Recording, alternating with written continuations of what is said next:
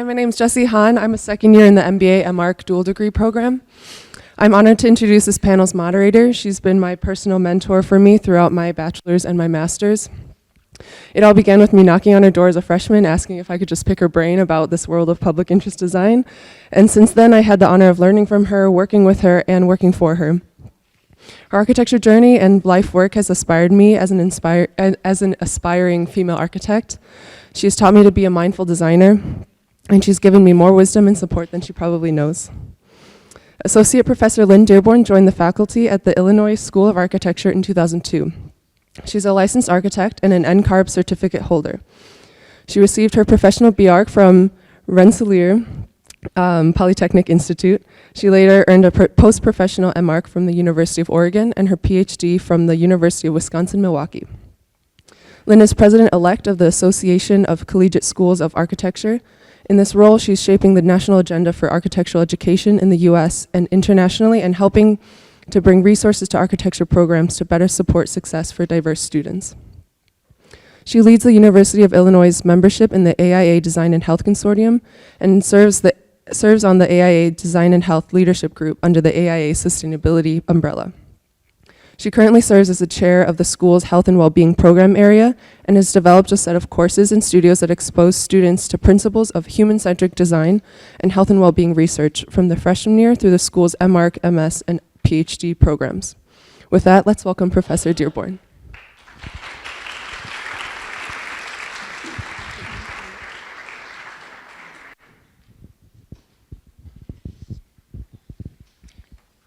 As a faculty member, when your former students are standing up in front, it's get pretty emotional. I'm really excited today to introduce our third and final panel for the symposium, titled Building Collective. I'm pleased to introduce 4 women who are all very accomplished within the field of architecture. Each is at a different stage in her career. We've got someone in the most recent generation of graduates to 20 plus years. Yeah, well, but all have important insights about what we have done and can do to build collective that supports success for a breadth of women within and beyond the field of architecture. Each presenter has been asked to speak about building collective while sharing their personal story with you. This session's intent is to discuss networking, mentoring, and how we might strengthen the collective voice of women in the built environment. For each of our four presentations will be approximately 15 minutes in length. Please keep the following prompts in mind as you listen to the presenters so that we can have a robust discussion of the possibilities to conclude the panel. Each of you received a note card, so if you have questions that come up during the presentations, things that you think will be good conversation starters, please write those down and we'll collect those before we start our conversation at the end. So our 4 panelists today are, we'll begin with Korey White, and then Ingedia Sanchez, Kim Johnson, and Molly Murphy. I will introduce each before they come up to the podium.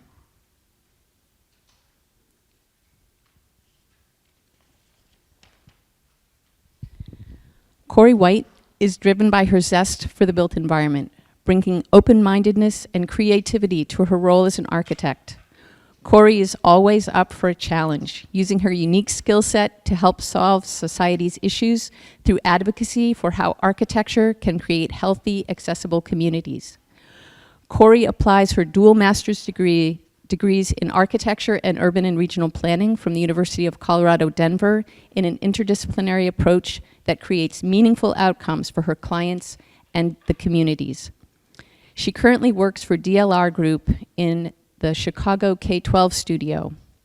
Recognized as 2019 AIA National Young Architect Award recipient for her dedication to the profession, Korey has focused her volunteer efforts on the future of the profession by by advocating for student loan forgiveness in promoting the National Design Services Act and mentoring students of all ages. She has authored articles on advocacy efforts, the value of licensure, and reintegrating the urban realm into architectural projects. Please welcome Korey.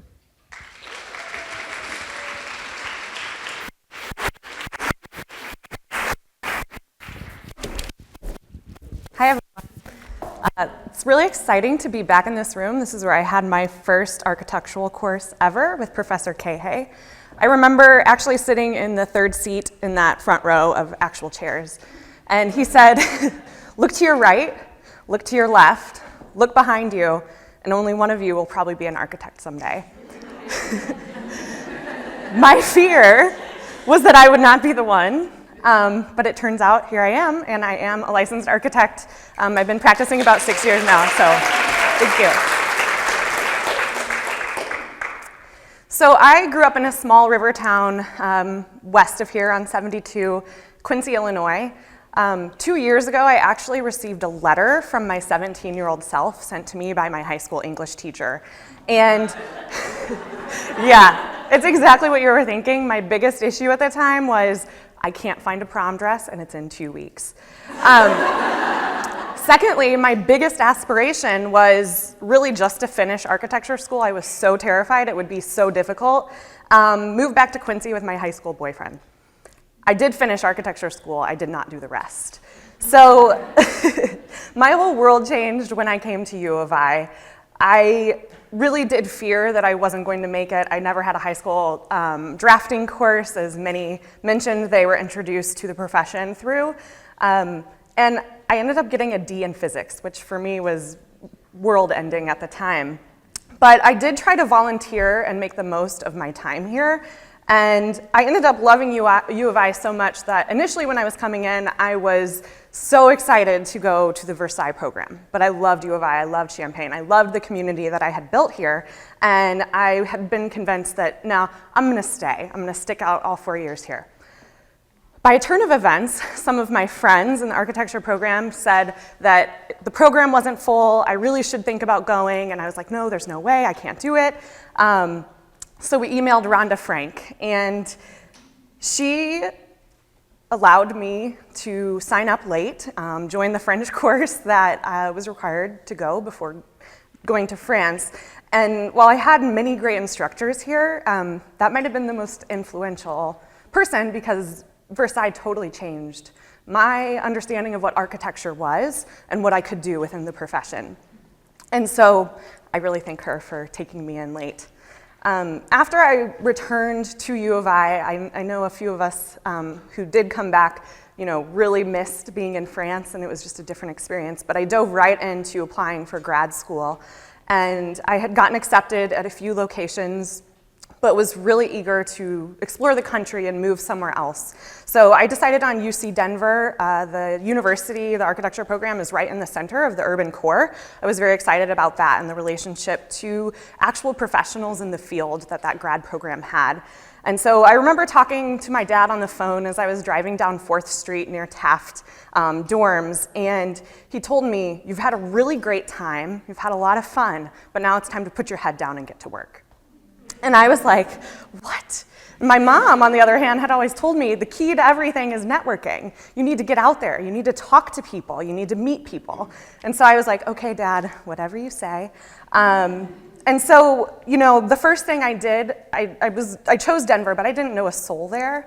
And so I connected to my network here at U of I, and one of my TAs at the time happened to know a young woman who had gone out there for grad school as well. Lisa Robbins was a graduate of University of Illinois and then moved on to UC Denver. I nervously sent her an email and said, Lisa, I'm moving to Denver, I don't know anybody, help. And she said, join AIAS. If it's the first thing you do, you'll meet people, you'll connect to professionals, it'll provide you a world of opportunities. But it's really about what you put into it, and that's what you're going to get out. So I did. Needless to say, that sort of changed my career trajectory, I think, in a lot of ways. It opened me up to what my strengths and skill sets were as I entered the profession. And so before I dive into that story, I do want to mention where I've been since then professionally. So I finished grad school in Colorado with a dual master's in architecture and urban and regional planning, which was a really exciting time in Denver. There was a lot transforming in the downtown. Most of the projects we worked on were very real with the Department of Planning, with HUD. It was a really great way to engage in actual issues and policy that was changing the way that we design. I started with a small firm right out of grad school. I thought it was my dream job, and I had a ton of responsibility. I was meeting clients, I was going to interviews, I was working on every phase of the project. It really allowed me to get licensed pretty quickly, so I was able to finish my hours, take all of my exams. They were very flexible with me, and I'm forever grateful for that. But I realized that I wasn't working on any ground-up work, and my dream, sitting in that chair, was to be the one that came out an architect. And so I knew in order to do so, I needed to look for something different a little bit. By happenstance, a AIA Colorado board member that I had worked with reached out to me and said, hey, I'm looking for some architects. Would you be interested in joining our firm? So I met with him and joined R&L Design in their civic architecture studio, working on a pretty large master plan and redevelopment project for the Department of Water in Denver, Colorado. After working with that office for a little bit, I loved the culture. I was quickly swept up in sustainability and how we can improve our communities through having these conversations with clients. And an opportunity on the East Coast came up where we were going to be working with Durham, North Carolina's Department of Water, and they needed someone to help manage the project because of the scale. So they asked if I'd be willing to go to Washington, D.C. I said, absolutely, that sounds wonderful, and I moved out east and started working as an assistant project manager on that project. About 2 months into being there, we were acquired by Stantec. And I will say that going through an acquisition process was something I was very thankful that I experienced, because it was very different going from a firm of 100 people to a firm of 22,000. I learned a lot about accounting processes and what it means to be a publicly traded company, why you have to document and account for everything that happens. But around the same time, I also realized that I had been away from home and my family for quite some time, and it was time to start thinking about coming back to the Midwest. So in May 2018, I had interviewed a few places. I received a few offers and selected a firm. I was there a very short amount of time, about 7 to 8 months, and I hated to leave so soon, but I recognized that it wasn't a good fit for me culturally or using my strengths in a way that we both knew I could perform. And so in December of last year, I started with DLR Group, and I've been very thankful for the opportunity. I'm now combining the 2 degrees that I was very passionate about, and I'm working on educational facility master plans within the K-12 practice. So we work with a lot of large school districts around the Chicagoland area, developing educational plans to get them to where they want to be in the future, as well as working on a few renovations for local schools. And so through all of that, I realized that I loved to manage processes and people. I'd learned most of that through my AIA involvement. And so going back a little bit, I want to talk about that time that I moved to Denver. I joined AIAS. I quickly became involved. I said yes to every single thing that I could, because I really thought that was going to be the key to getting me that job. Like, my first goal was get your first job, be employed when you graduate. And so through a series of events, I became the AIAS student president at the University of Colorado, Denver, which happened to be the largest grad school chapter of architecture of AIAS across the country. And I, for the first time, realized that my voice had power. As that student representative, I sat on the AIA Colorado board, and it was in that board meeting with 20 other architects who were much older than I was, had much more experience, that they turned to me and they said, Korey, what do the students think about this? And I was like, me? And they said, yeah, what are you students talking about? How does this issue affect you? And for the first time, I was able to represent a group of people in a very meaningful room and be recognized for my voice mattering and having a place to carry forward that conversation with students that I had every single day. And so Colorado is an amazing state, but it's also a place where hierarchy has little place. If you have the best idea, great, move forward, charge ahead. So they were very encouraging for emerging professionals to step up and get involved. So much so that in 2013, when the AIA hosted their national convention there, they wanted to include AIAS presidents from the 2 local universities. And so they reached out. I said, of course, I would love to introduce a speaker at the conference. I thought it was going to be one of the sessions that were about 30 people. People signed up for it to get their CEUs. I was like, this is amazing, the first time I've spoken to anyone. And I show up for the rehearsal. I thought it was weird there was a rehearsal, but I show up for the rehearsal and I'm sitting there and they're like, so you're going to be introducing the mayor at the opening session of this convention. And I was like, you've got to be kidding me. Like I had no idea. And so the next day I introduced the mayor of Denver in front of 15,000 architects. And yes, luckily it was all dark so you can't see those architects. But I have to say that was probably the one single most important moment, I think, that shifted my view on professional involvement and what it actually means to be involved as a professional. From that point on, I couldn't get enough. I said, okay, I love this. I've seen that my voice matters. I joined some committees. I continued with my AAS service until I graduated. And then in 2015, I was appointed the Regional Associate Director for the Western Mountain region. You're not meant to be able to see all of these. I know it's a little bit crazy. But I have found that sitting on all of these boards, that I have the ability to elevate the voice of the next generation of architects. And I've been able to bring that back and serve as a resource in most of the offices that I've worked in, because I've been having these conversations about equity and diversity and inclusion and the high cost of architectural education with the national board and the national AIA president. And so it makes it a lot easier to come back to my manager and say, hey, we don't have enough women in this office. What do you think we can do about that?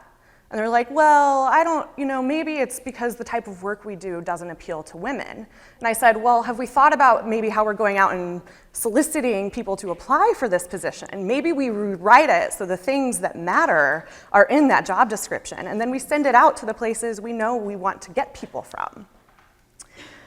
Through the AIA, I found a group of leaders that changed my perspective about what the AIA was. And I know when we talk about representation, we don't initially think, oh, the AIA is the most representative organization in the United States for architects. Historically, it's not been. I've had many people mention that to me. I've experienced it myself. But I do think that the ship is turning, and I was lucky to find a group of people within the emerging professionals leadership committees that are intent on changing this, intent on carrying their voices forward. Many of the people in this picture have now served on the national board, so there is a much more diverse voice sitting in that boardroom really directing the future of the profession. And again, when you sit with these people and talk about what's affecting you daily, you really change your perspective on what the workplace means for you and what you want to see in that workplace, so I can then go back and affect that change at a really localized level. I do want to talk about a few of the accomplishments that I have had, both successes and some struggles. But when I was a regional associate director, I mentioned to everybody the prohibitively high cost of becoming an AIA full member. And so we initiated a resolution for the convention about graduated dues that would step you up. So you don't go from $200 to $700 right away. You would step up in increments. And so with a lot of work and advocacy and lobbying, this was passed and it was implemented, and I got to be the voice at the resolution floor for carrying this forward. Another aspect which was mentioned in my intro was working on National Design Services Act, which is a piece of federal legislation that advocates for student loan forgiveness or relief for those who would give back their architectural services in community design centers. Unfortunately, it is sort of stuck in Congress right now, and it hasn't had a lot of momentum, but I will say that the process has been great for me. I've learned the legislative process, and and how you would get policy implemented at a large scale. I also got to meet the sponsor of this bill, which was Representative Ed Perlmutter in Colorado, and it's pretty eye-opening to talk with someone you know who is trying to improve the United States and have a conversation about the high cost of architectural education and how every community deserves good design. So for me, at the end of the day, I've learned that you really have to sit at the table and use your voice to make the change. You can't sit back and wait for it to come to you. This is one of my favorite quotes from Hamilton the musical. I realize it's now been out for like 5 years, but I'm still obsessed with it, so let me run with it. But I think that this is very poignant because you really do have to play in the game, and whether that means joining an organization that you feel is maybe out of touch, you have to be there in order to change it. It's not going to change if you just sit there and wait for it to come to you. It's the same for your office culture. If you feel like there's something you want to address or within your school or your program, you need to speak up and you need to go to those committees. It doesn't matter if it's the AIA, it could be Women in Architecture, it could be NOMAS, it could be anything. Just get involved and really use your voice. Everyone has one, and everyone has the ability to affect change. For me, when I sum this up, I think the three things that are really important are using your network. Remember everybody, stay in touch, follow up with an email. This is an amazing, powerful place to make connections. Use those because everybody, I guarantee you in this room, is willing to help you get to the next level. Because when we all rise, we're all rising together. And I think getting involved should never be underestimated.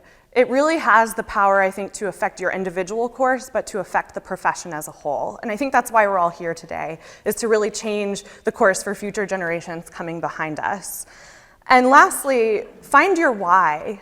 It can take some time to get to this, and when you say yes to everything, you learn that you maybe have overcommitted, and so you sometimes need to step back and say, why am I doing this? If I say yes to this, what's going to happen? And so for me, it's really become elevating architecture across the country to be more inclusive, accessible, and create a better built environment for everyone. And so for me, that's my guiding principle for when I say yes to things, why I get involved.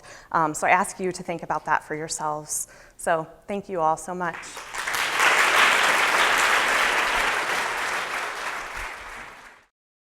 Thank you, Korey. That was inspiring, and now I know why I say yes to so many things, and I'm always overbooked.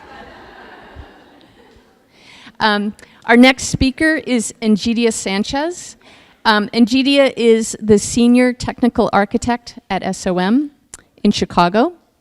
As a Senior Technical Architect at SOM, Ingedia Sanchez has been involved with projects in the US, Middle East, Europe, and Asia.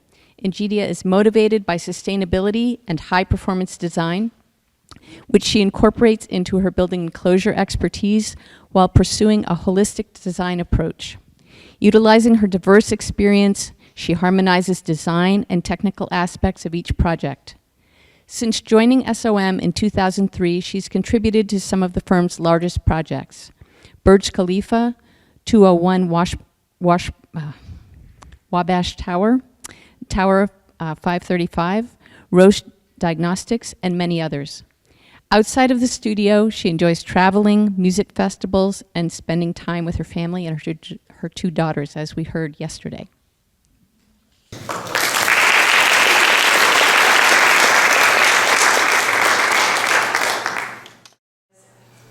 I'll be honest, I never thought I would be standing here today in this podium, but it is definitely, I'm very honored and very humbled to be here in front of you today, telling my story. So I'm going to tell you three parts: a little bit about my firm, a little bit about me, my firm, and how I've evolved in some of the project work that I've done, and then how through mentoring it's gotten me to the position that I am now, or guided my career path and got me to where I am now, and how I give back to the profession.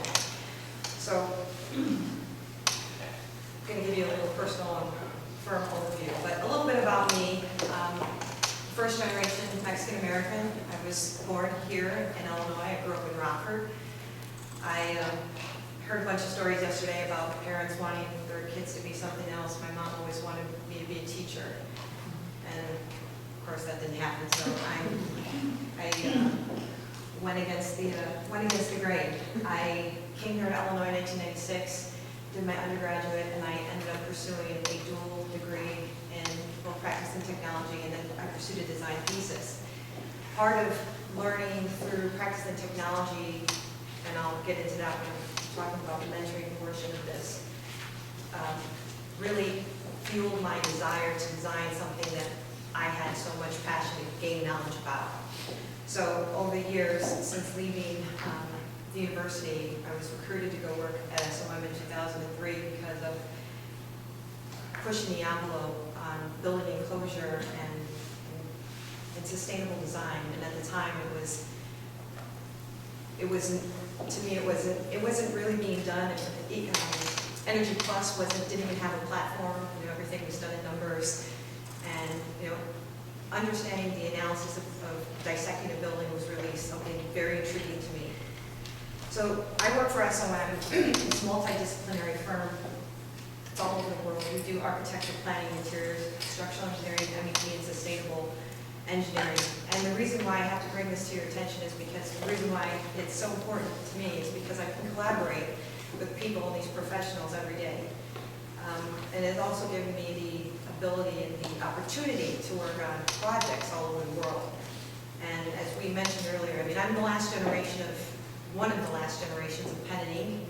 I do remember being up all hours of the night in front of my board, and I was also a graduate counselor here at the university, and when I was counseling people in undergrad when I was a graduate student, they were complaining about learning technology on the computer, and I'm like, you're so lucky that you get to do that.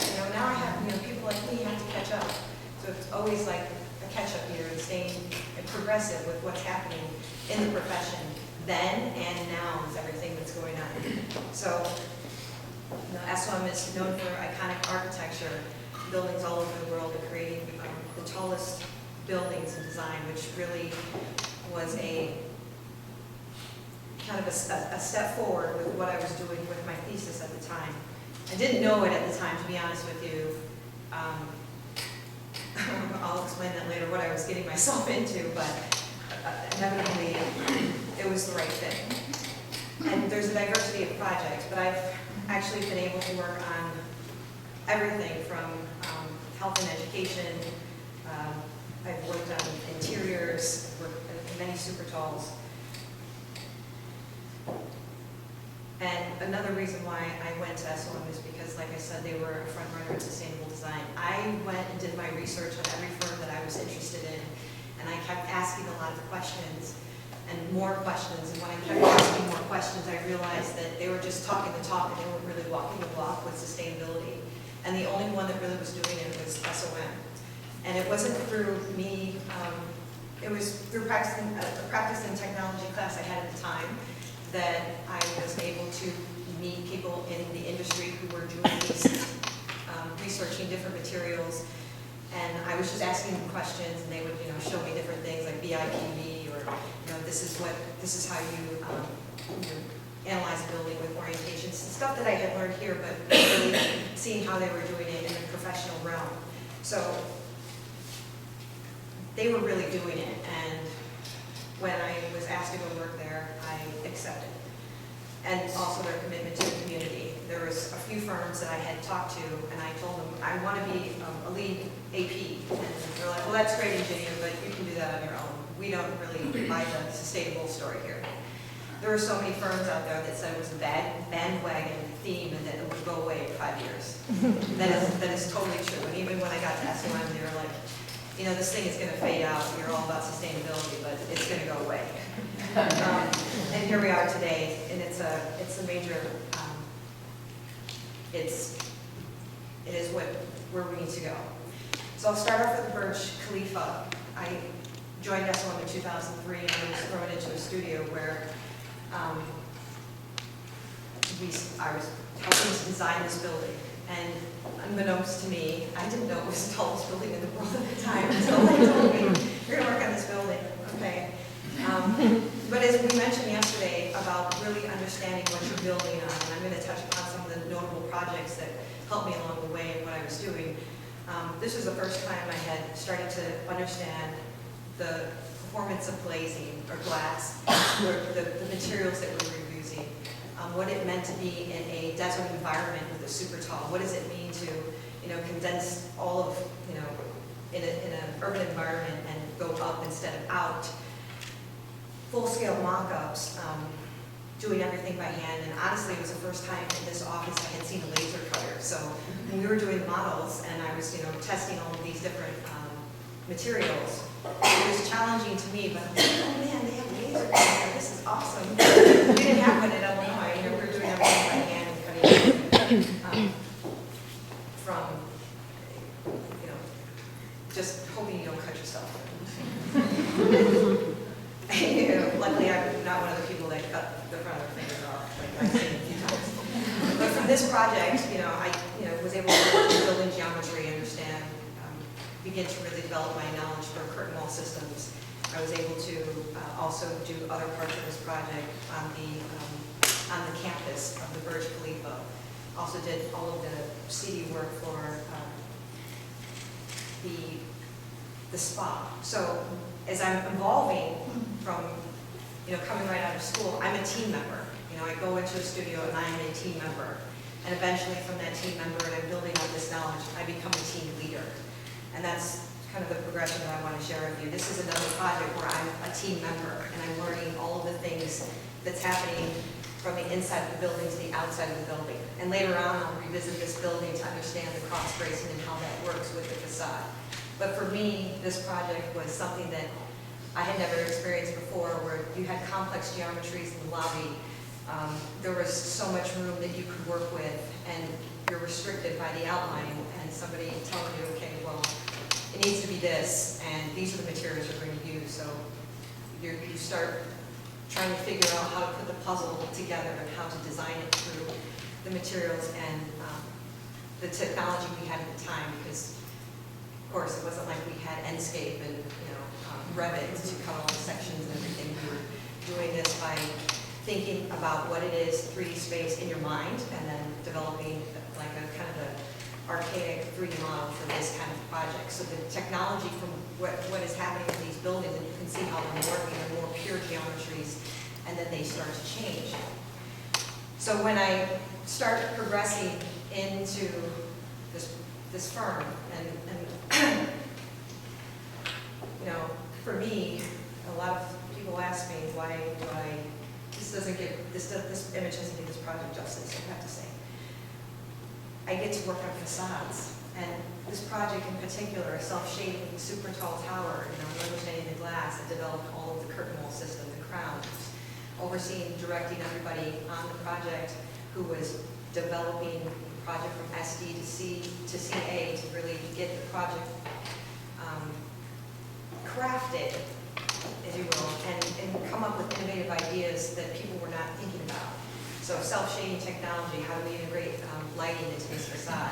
There's a slope and sawtooth expression on a vertical plane. So how do you prevent ice damage from happening on something like this? It's a super tall. When you people typically only introduce ice damage on a low-rise building. If you ever go to Chicago and you see the "Be careful, ice will fall on your head" sign, because nobody ever thinks about those things. And so, I'm coming up and developing my skills along the way. As we talked about it yesterday, it's critically important to learn the problem on every project that you're working on. And the passion for me is really understanding and crafting the building at this point. So for this building, the technical designer on this, coordinating, the layouts. Obviously, it was a core and shell scope for us, but at the same time, I worked hand in hand with somebody else who was the lead designer. And the partner challenged me and said, "Junior, we're going to handcraft every single detail of this building." He's like, "You have the opportunity to do that." And I looked at him and I was like, okay. So when I like showing, this is one of my favorite projects, and I put a lot of time, there's a lot of international calls late at night, and they gave me, like I said, once you start building up that knowledge, you find your voice about what it is that you specialize in, what it is that you're passionate about. I was very passionate about what and how this building looked from the ground up all the way to the top of the building, because there is a interactive light display. There's a gradient of the facade going from the top to the bottom. If you Google this building online, it has an array of some artists did a lighting display so they can see it from the harbor. So the stairs, the entry lobby, everything from the glass fin wall, and we're on the phone, and Brian Lee tells me, he's a part of that, so he's like, if you really believe it, then go for it. Just keep pushing it. So put on mute, and then I unmute.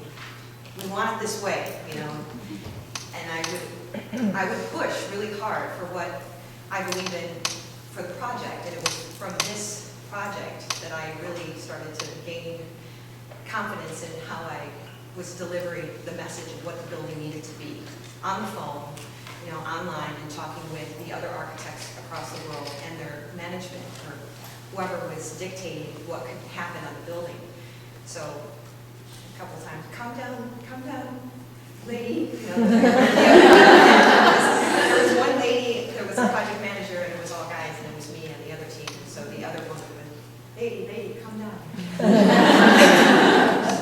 But anyway, it came out in most cases the way we wanted it to. And so, by development, I've led very large project teams. I wanted to show this project because I overseen a team of 12, 5 different buildings, multiple facade types. Understanding what everybody's doing at the same time is something that I'm very good at, and understanding how long it takes to do an exercise, because I spent the time to learn how to do it. I don't feel that people should have that experience that I did at the time, which was, okay, I'm leaving at 5, here's the book, try to learn what look at this project, and you can look at page such and such and apply that to what we're doing now, and let's see what you got tomorrow. So I don't work that way with my team. I explain to them what their portion of the project is and what I expect from them, instead of giving them a gray area about what to do. So when we talk about project time management yesterday, you really need to understand what it is they're expecting of you and how long it's going to take and what their expectations are to do it. Another project that I like talking about is a project that I understood self-shading with very large cantilevers and what that meant to be a different window wall. Another project that didn't come out exactly the way we expected it to, but a very interesting learning process when you have a different material. So I was talking about, glass, there's stainless steel, there's phases that, firms may go through. At the time we were going through a stone phase. This was intended to be all travertine, and they kept saying, man, this should just be aluminum plate on this thing. We're not going to improve it. And it eventually ended up being aluminum plate. And then this one, a double wall facade on this building. I think it's this drawing, this graphic is not given its justice at all. But learning where the condensation went, learning up to the millimeter precision. It wasn't until I had gone to SOM the value of being accountable for how precise you are with what you're doing and what you're putting out. So like I said, you're learning along the way. Your accuracy, you're being held accountable for what you're doing, because it is a built building. You can't go over areas. We're talking about FAR. We're talking about how not encroaching on leasable space. So if they give me an offset distance from the outside face of glass to the inside face and said this is our leasable area, we got to make this wall work in 350 millimeters, which is like a foot 2 inches. Then we have to do it, and then understanding how all of these things work aesthetically. So there's an inside operable panel, on the outside had natural ventilation. So you really have to understand the code, what's happening, how does it marry with the design intent that we sold to the client, and then at the end of the day they get what the render showed. it's like, there's people in the office that will say, well, that just works, so let's just go with that. And I told my team, the difference between me and the other guy is that I really care about what the design looks like. I want it to work. I want it to look exactly the way the rendering did. And, we're gonna push to figure out how the solution until we get there. So these are some of the things. I mean, even the metal screen for the Apple, I don't know if you can see it. There's not a mouse here. And it broke with a laptop, so you can see the mouse. But this operable panel here let fresh air in, and this is an operable door, so we're to let the fresh air in. And then these are the maintenance lights that are on the inside of the facade. Again, another large-scale project, signature building, and I didn't provide all of the imagery on this, but there's a cascading terrace building on here for EO6. But understanding, this is the first time I had really been challenged with facade maintenance, and those of you not familiar with facade maintenance, there are the large booms on top of the building that we call the spire bit that come down and clean all of the facades. And all of the booms and crates on top of the building are coming down, and there's that big picture window on the right-hand portion of the screen. How do you do that? How do you integrate the track into the recessed portion without really taking away from what this image looks like? Those kind of things, figure out very intricate and complex problems that I enjoy solving, and that's what, again, being a team leader on a large project like this, I'm not only teaching people how to draw it, but also how to design it. And the message that I always like to share is that, from Illinois and being one of the last, sorry, that bar, wow, I didn't even think I was going to be that much. I will, wow, okay. So, can I just give two more minutes? I can talk about this all day long, but a couple notable projects that I've worked on: Taylor Library and Apartments, the development of the facade. These are the two super talls that I'm working on right now, and we'll be going up to the 20 Asia Games. And this lattice thing right here that you see is the nemesis of my life, but also understanding all the structural complexities of that. I do need to talk really briefly, and I will keep it in 3 minutes. I will get off. But honestly, with RKK exposing me to a lot of different new ideas, kind of, I would say, jump-started my interest in sustainability. He encouraged me to apply for the McNair Research Program, and I don't know if you're familiar with that, but that also helped me understand more about sustainability. And then I was able to use that as a springboard to get my interest for my master's work. And then that led into doing my design thesis, which was on a sustainable high-rise. One part criteria, the other part designing it. And then because of that, and because of what I do now, I have achieved what I've always wanted to do. And people ask me, why do I still do it? Well, I'm doing what I learned here in Illinois. And I am continuing to learn. It's a learning process every single day, and I love it, and that's why I keep doing it. And I give back to the office. I participate in the Women's Initiative. I really feel strongly that students should be exposed to shadowing programs. I've pushed that NOMA, and I'm vice president of another organization called Architectos to be part of that. We shadow students, so when you get an opportunity, check us out online. The submissions always need to be in very early this fall, so before October, if you're still a student, that would apply to you in the first week of January. Please apply, please apply. And then, participating in all the office events for the Women's Initiative, doing outings, just finding clarity within our own voice, like Korey was saying. And then NOMA, I go and speak at multiple student schools and universities here over the years, and I just feel it's really important to expose the children at a young age to architecture if they need to see somebody like me out there. And I think that's really important. Chicago Women in Architecture, I encourage all the ladies to participate in the office for all the events for the networking and things that we do there. And then Architectos, I feel very strongly about this, to always provide a path to licensure. Angela and Dina also mentioned yesterday the numbers for minority women are extremely, extremely low. And my goal also with this organization is to provide not only the networking, but to facilitate the opportunity that the other students are getting, and then scholarships and other notable events. If it wasn't through scholarships that, say, RKA or Dr. Zena told me about scholarships over the years, you know, apply for this, apply for that. If it wasn't for them, I wouldn't do that. So part of my effort of participating in these things is to make sure that people have that opportunity, and if I can help them along the way and give them, find them the opportunity to get that scholarship, I want to do that so that they can be sitting up here someday.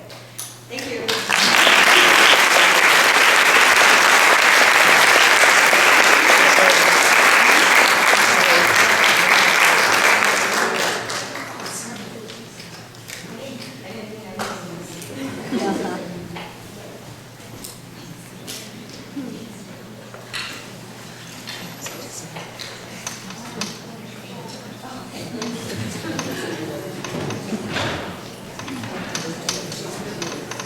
Thank you, Ingedia.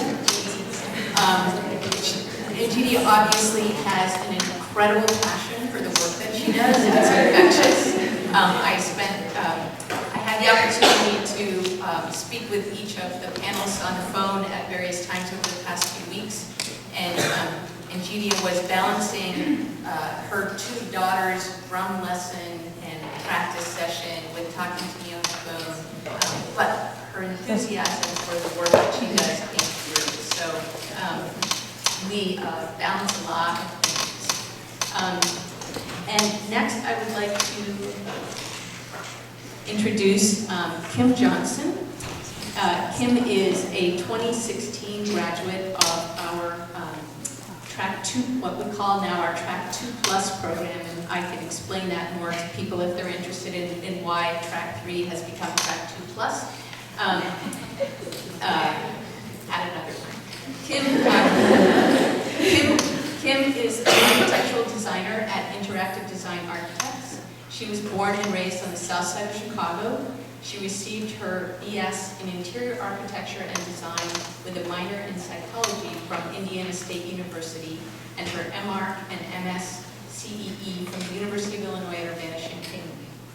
At the University of Illinois, Kim became involved with NOMAS, the National Organization of Minority Architecture Students Chapter, and was a founding member of a local startup venture that focused on connecting pedestrians through spatial interventions.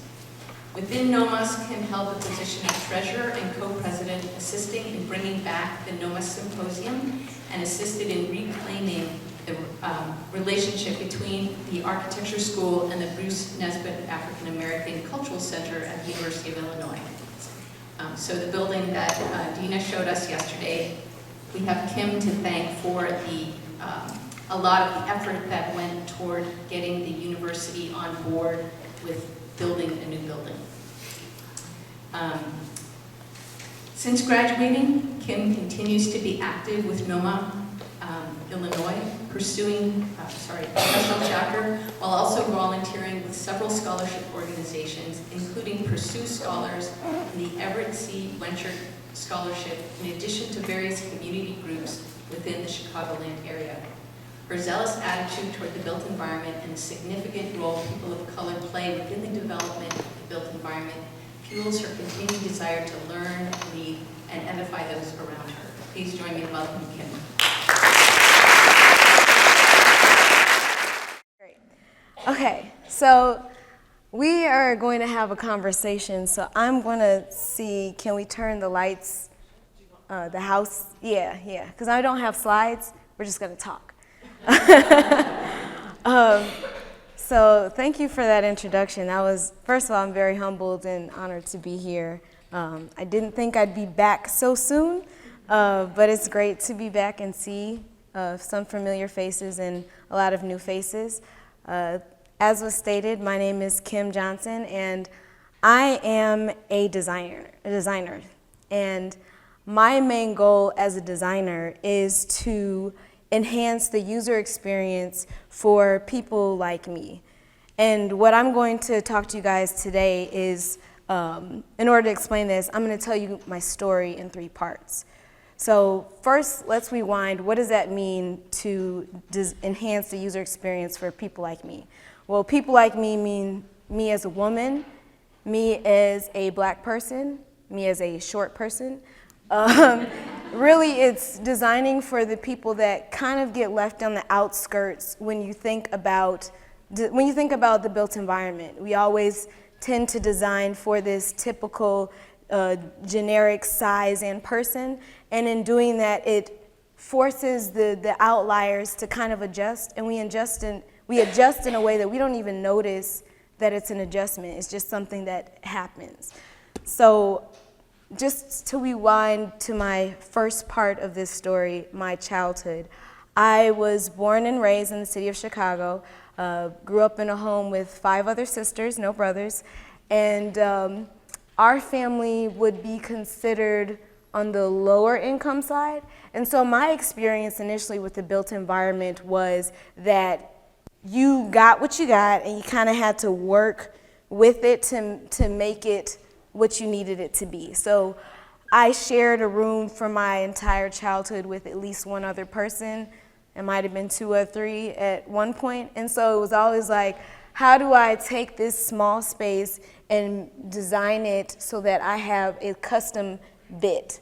Or when my parents had a car, we kind of adjusted the used car that we got to work for our own use. So when I thought about architecture and design and the built environment, I never thought that I was going to be able to be that person that starts from the beginning and customize all these pieces to fit the end user. And so I, as a young person interested in design, I was like, I want to be able to develop things that would be able to customize to people that don't normally get that custom feeling. They don't normally feel like that space was developed for me.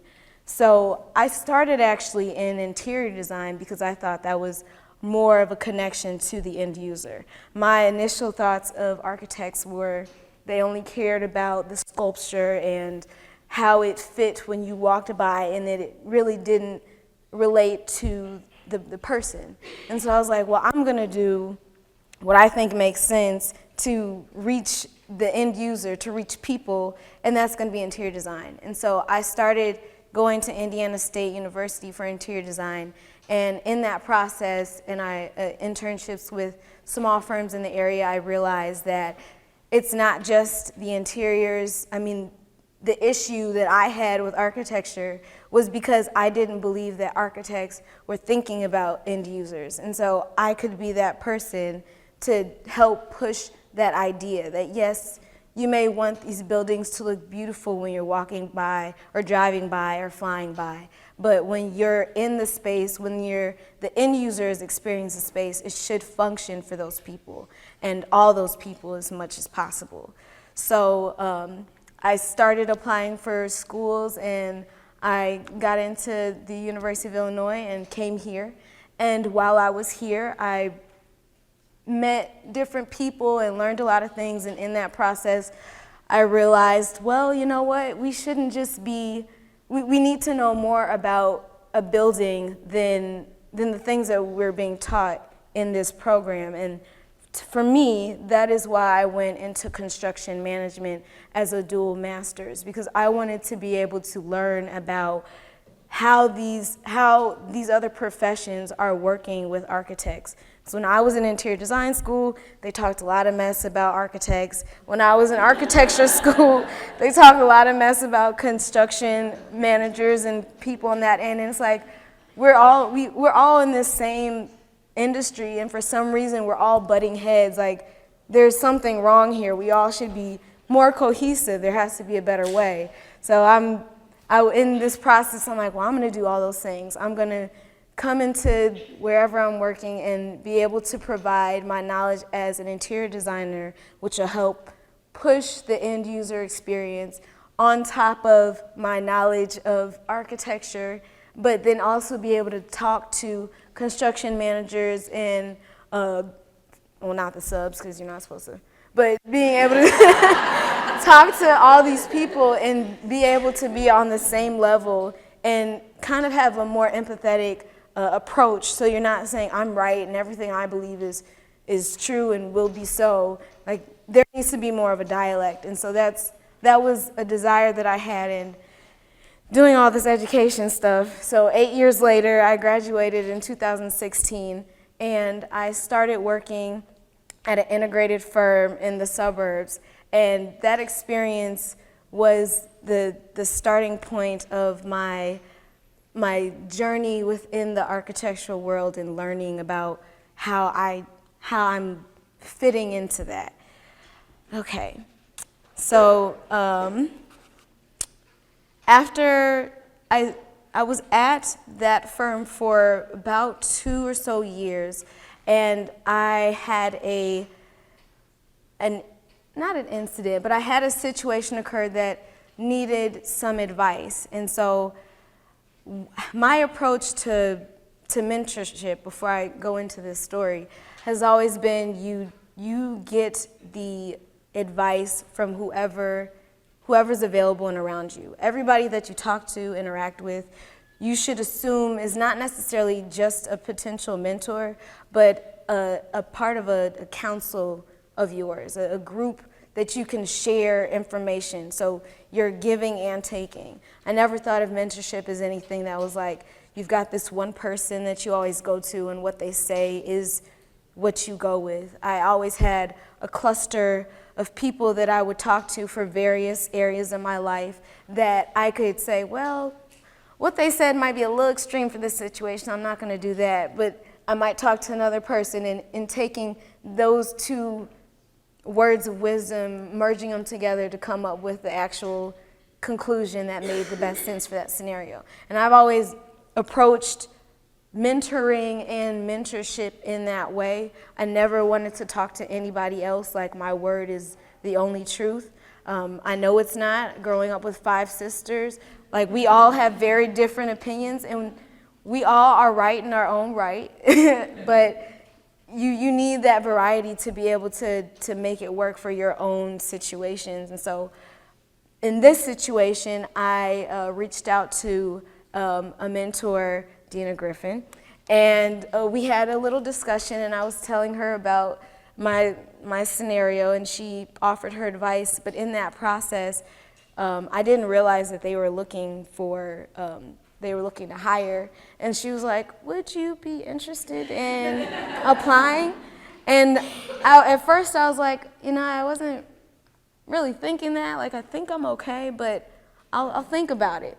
So I went home, thought about it, and in the process talked to other mentors of mine, and quite a few of them were like, you're crazy if you don't apply and pursue this. And so I did, and we are here today, a little bit over a year, working at Interactive Design Architects. So, and that has been a really great experience. Very, very different because it's a small firm, so there are only 12 people in our office, and the hiring process actually was very interesting. I got interviewed not only by the partners, but all of the other people that work at that firm also interviewed me.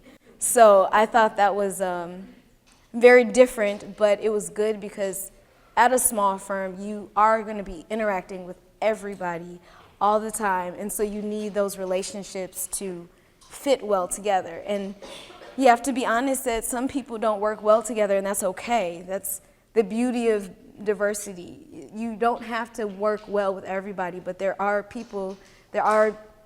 groups of people everywhere that you can find one that fits best for you.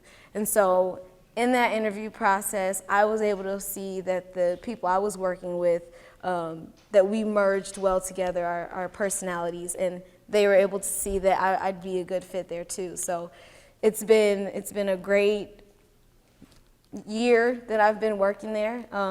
Some of the projects that I've been able to do are gas utilities facilities, the Obama Presidential Center, some courthouse spaces, So it's been very encouraging in that.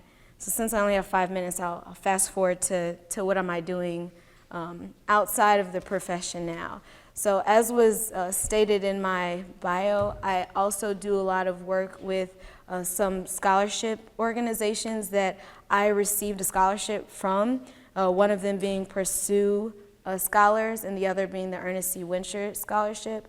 And the Ernest C. Winshire Scholarship is a 5-year, $10,000 undergrad scholarship that I found. And when I got the scholarship and I saw the impact that it made on my, like, relieving that much of my financial restraints, I really wanted to see if there were any ways that I could help be involved and help encourage more students like myself to be able to apply for this scholarship. So they have the application process. I help review the applications and give my suggestions, and then I help during the interview process. And a lot of the students that interview are a lot of Chicago public school students, so it's very encouraging for those students to see a Chicago public student grad on the other side and being able to have that conversation. It's just very comforting. It was comforting for me when I was sitting on that side. And the other one being the Pursue Scholarship, and that one is it's a Christian-based scholarship that was developed to not only provide financial support to students who live in the urban areas of Chicago, but it's also to provide words of encouragement. We send out gift bags full of snacks and stuff, which are very essential in the college career. And it's more of a support in the outside of financial. And I think a lot of people don't realize that when you're in school, money is very important, but having someone in your corner just saying, hey, like, you're gonna be okay. I struggled with a lot of stuff and I'm still here. You might fail some things, you just brush it off and keep going. Hearing those words just really makes that process easier, because as a student, all you think about is school for the most part. And if you fail something or do bad on something, it's like your world, and it's not your world. There are so many other things, and all you have to do is just take the situation, assess it, and figure out how to fix it. You're still alive. You're still relatively healthy. So taking things into perspective and talking to someone that has already graduated, it kind of helped in that. So in conclusion, going back to that goal to do whatever I can to help bring those outliers into the circle, so that there is nobody that's there isn't anybody outside that doesn't feel like they can't speak or they're not heard. I want to be able to make sure that those voices are heard and that we are thinking about that when we're looking at the design world, architecture, interiors, even in fashion and other design aspects. And I think that's something that I will continue to figure out what the best approach for that is, and connect to more people to figure out the best way to resolve that. So, thank you. So our final speaker for this panel is Molly Murphy. As co-managing director of the New York office of Gensler, Molly champions collaboration, design innovation, and entrepreneurial thinking. Molly co-founded and co-leads the Digital Experience Design practice, overseeing its operational strategies and implementation across Gensler's multiple offices. She brings more than 20 years of architecture, real estate strategy, graphic design, and digital experience to deliver comprehensive and award-winning design solutions that drive value for her clients' businesses. Molly and her teams have been recognized by Architectural Record and Interior Design. Molly holds a Master of Architecture and MBA from the University of Illinois at Urbana-Champaign. She's lead accredited professional and an associate member of the American Institute of Architects, and a member of the American Institute of Graphic Arts and Society for Experiential Graphic Design. Join me in welcoming Molly Murphy.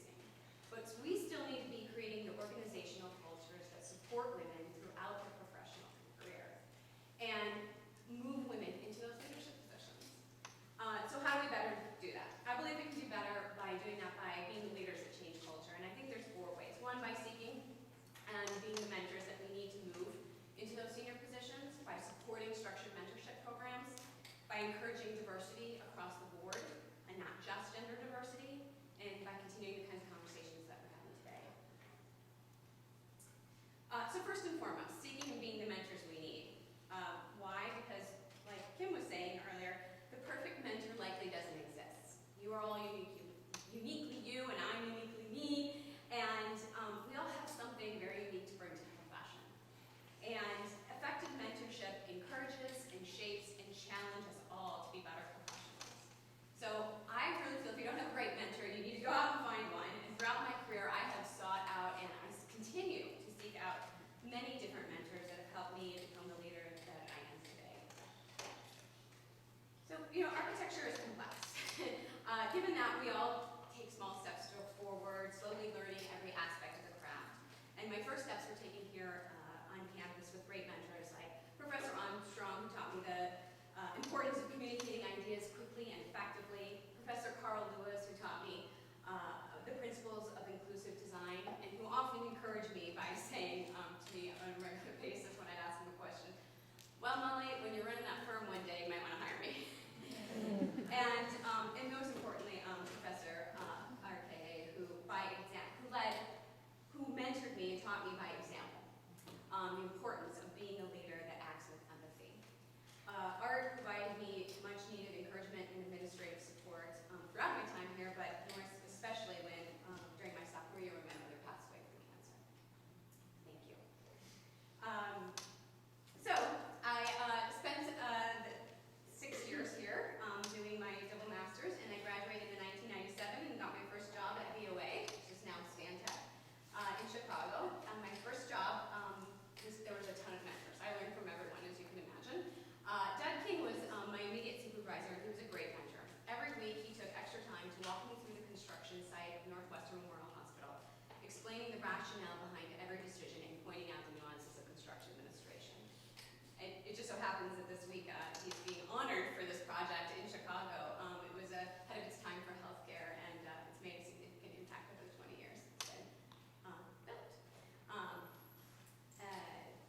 Shortly after my time at VOA, I joined Gensler in Los Angeles, and I started there by completing 12 sets of construction documents for quick service retail restaurant rollouts. And after that, a colleague recognized my desire to better leverage my dual degrees, and she introduced me to our consulting practice area. And intrigued, I jumped at the opportunity, and I quickly learned a lot about real estate portfolio management, about facility management, and headquarter relocation strategies. And it was during that time that I quickly learned that clients can be mentors too. And my client at Bank of America, Kathy Zalatoris, recognized me as a valued strategic design professional, and she gave me an award, and she also gave me the title of Southwest Strategic Planner for the portion of the real estate under her management. And this simple recognition from our valued client elevated my visibility within Gensler. So I thought that was an important moment. And then in 2003, I left for a brief period to explore the world of residential architecture, working with a friend of mine who's a fellow Illinois grad as well in Malibu. And 2 years later, I returned to Gensler in Las Vegas. And this time, in a project management role for MGM Mirage's City Center. At the time, City Center was the largest privately funded project in the world at 18 million square feet, $10 billion, designed to be the first LEED certified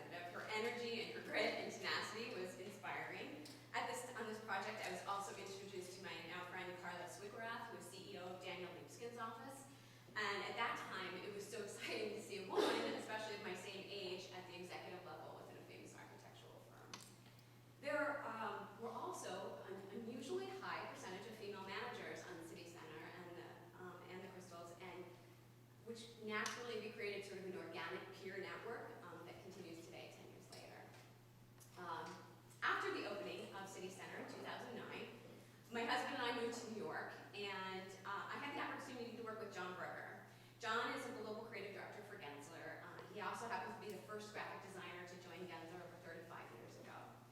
And John taught me the importance of understanding the target audience, understanding the power of creating a strong brand and integrating storytelling in physical spaces, and creating memorable and impactful experiences.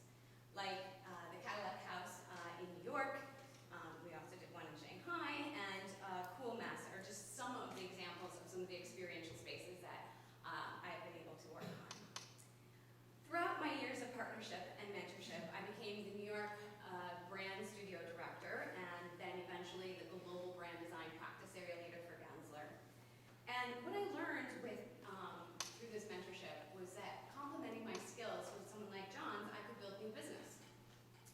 And so in the last 5 years, I've also found that I needed to build my own mentorship network because some of the skills that I needed to learn and I needed to learn don't exist at Gensler.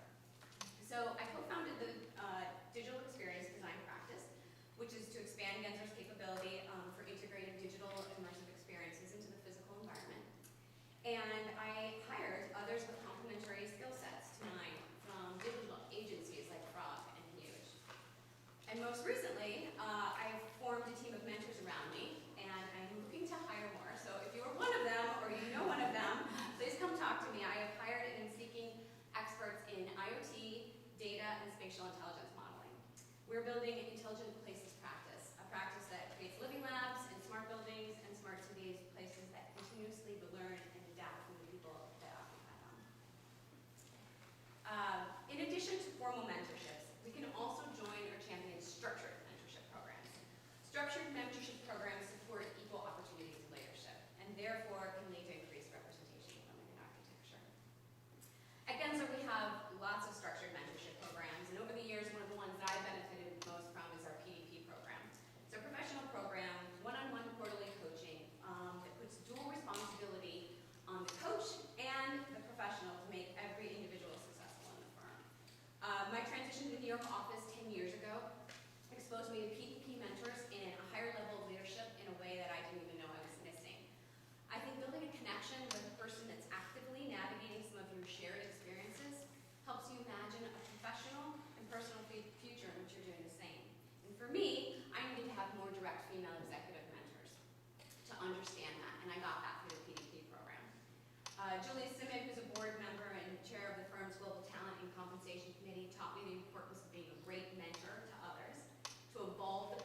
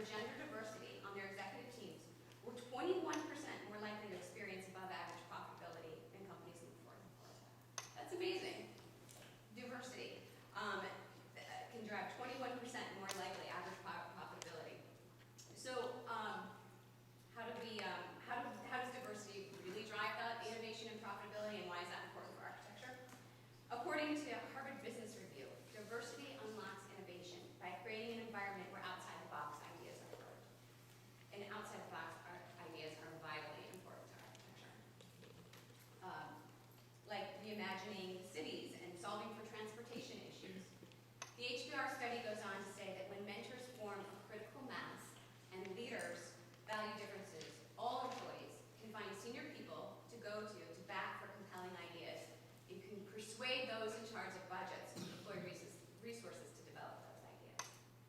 Our profession requires those outside-the-box ideas.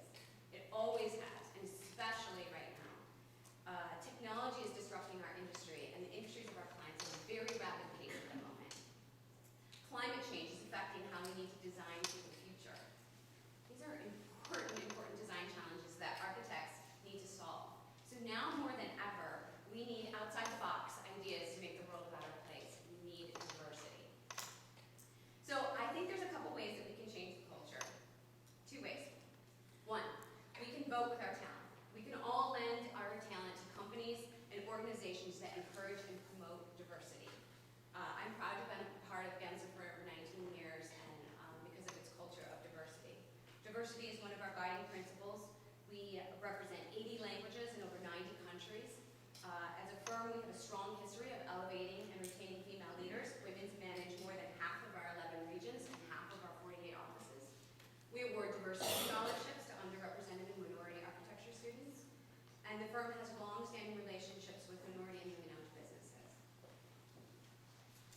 Also, our diversity as part of our business model has evolved from its diverse talent, and the firm has now built global practices based on that, areas of expertise, as I mentioned before, brand, strategy, digital design. I'm not saying I'm British work for Gensler, I'm just saying that all of us need to be champions for diversity, and at our respective companies and our organizations and here at the university. We as individuals, as students, faculty, and alumni can all lead with diversity in mind. We need to think about diversity when making important leadership decisions, when charged with forming project teams, when giving accolades, or when shortlisting for promotions.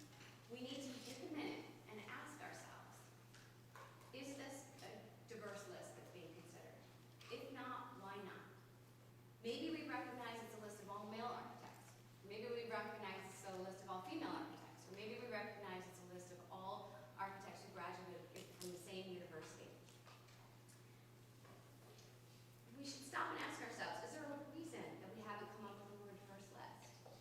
And by asking ourselves a simple question, I think we can uncover some gaps in policies, procedures, and cultures, and we can address that change and accelerate women and minority groups to leadership positions in architecture. I am excited for all that we can do to continue this dialogue and create cultures that support women in architecture. Let's seek and be the mentors we need. Let's support structured mentorship programs. Let's champion diversity. And let's continue these important conversations. I'm excited to continue this conversation, and as my personal commitment to continuing it, I'd like to create a video conference forum to advance this dialogue. And so if anyone is interested in this, please shoot me an email, and I'd like to chat and continue this conversation. Thank you.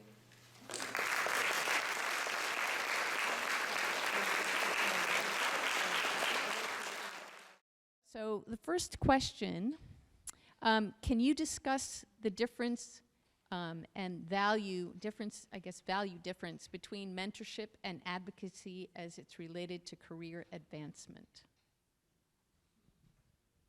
I can take a stab on this. So, is this on? Yeah, okay, great. It's really hard to hear up here, whether or not it's on out there. So I think that having a mentor and having an advocate are 2 very different things when we're talking about firms. So having a mentor is someone who can guide you through decision-making processes. You could go to for, I don't know what to do about this. You know, I'm really thinking I want to go in this direction, but I'm not sure how to get there. And having an advocate is someone who's already in a leadership position who can help advocate on your behalf for the work that you are doing. It's very, very important to have both. Your mentor doesn't necessarily need to come from within your firm. It can be someone outside of your firm.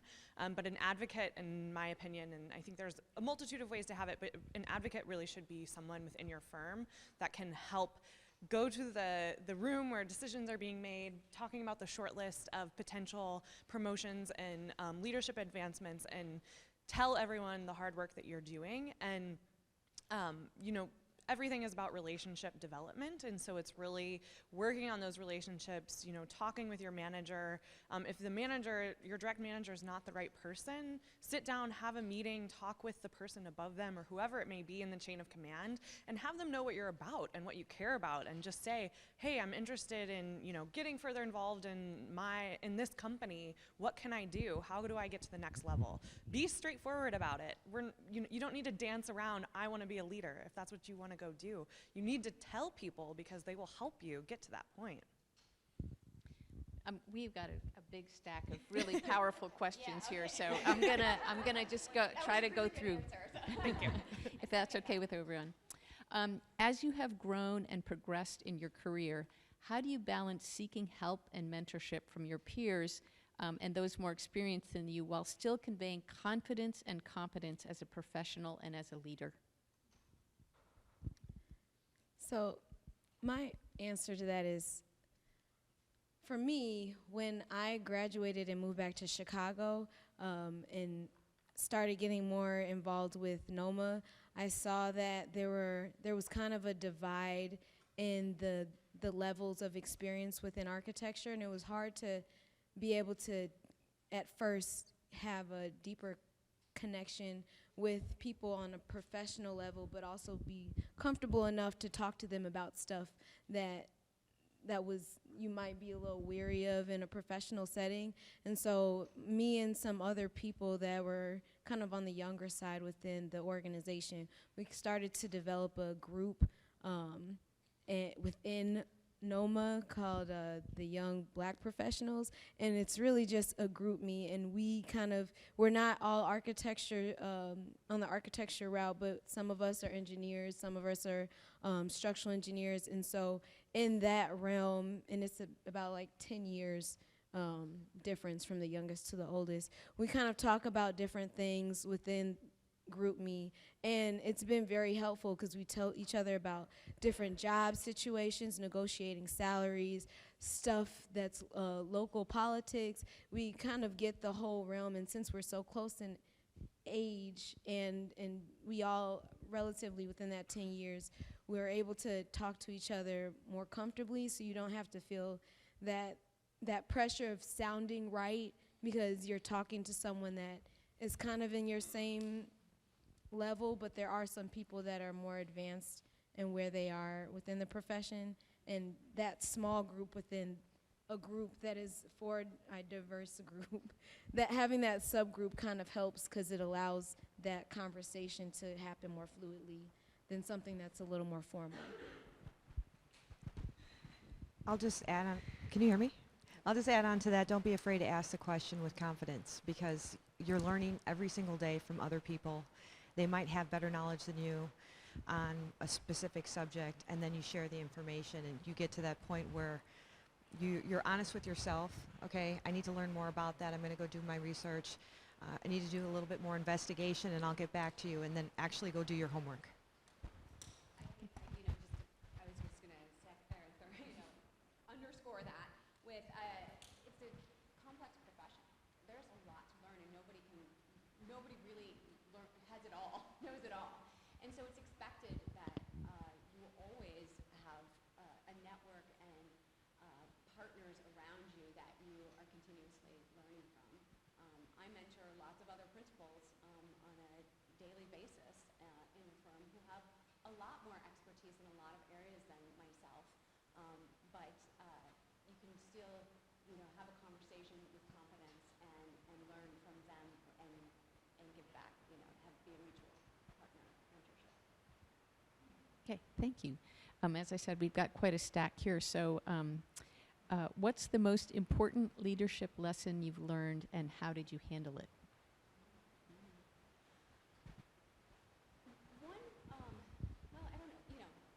Leadership lesson. This is just a memorable thing that I remember when I was working on City Center, because I think we probably all experienced this at one point or another, but I was working on City Center, and there was a crucial time in the project, and there was a big meeting that was to happen, and I was supposed to lead the meeting, and I thought that my boss was coming with me, and he wasn't.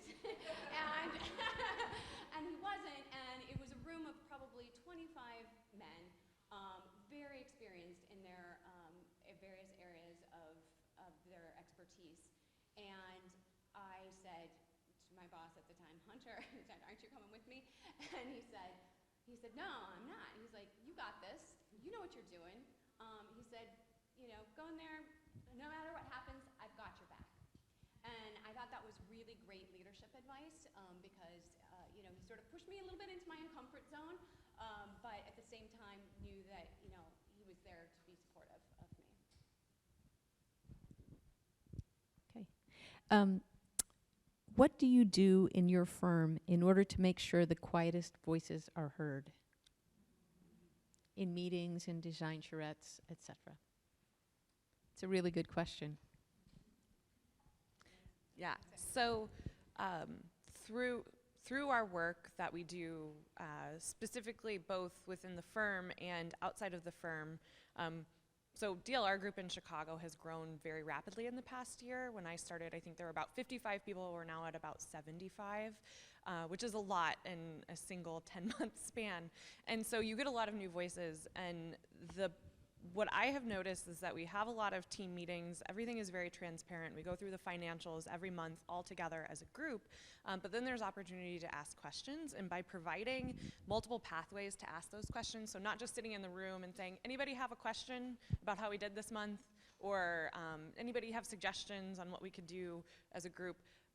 Providing an opportunity to submit questions anonymously or through various modes has been crucial, I think, in allowing everybody to share their voice. Also, I think it takes, there's always going to be someone in the room that wants to talk forever and loves listening to their voice. We've all been in a room or in a meeting with that type of person. And so by sort of taking, collecting the questions and allowing everyone to have that input on an equal playing field, I think is really important.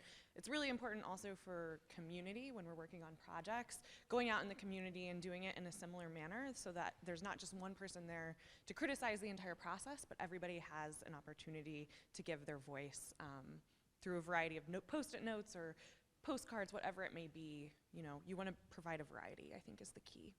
I think communication is such an important part of what we do, and in all aspects of what we do.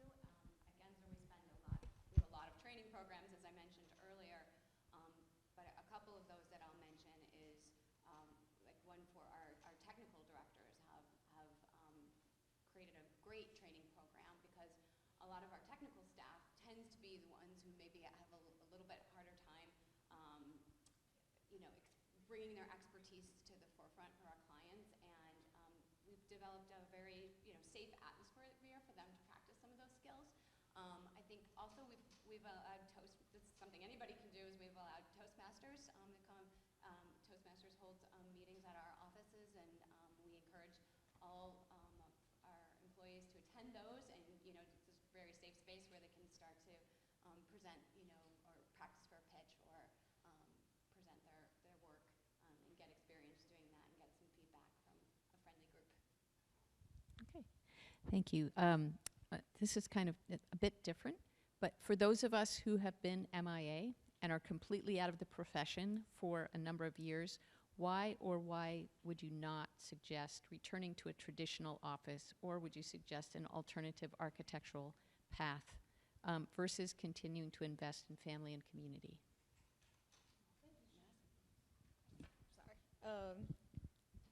I think the obvious thing would just be looking at what you enjoy, or what you find joy in, or what your desire is in life, and from there you can see, does it make sense to do the traditional, or does it work within the way that you like working to do traditional, or to go an alternate route.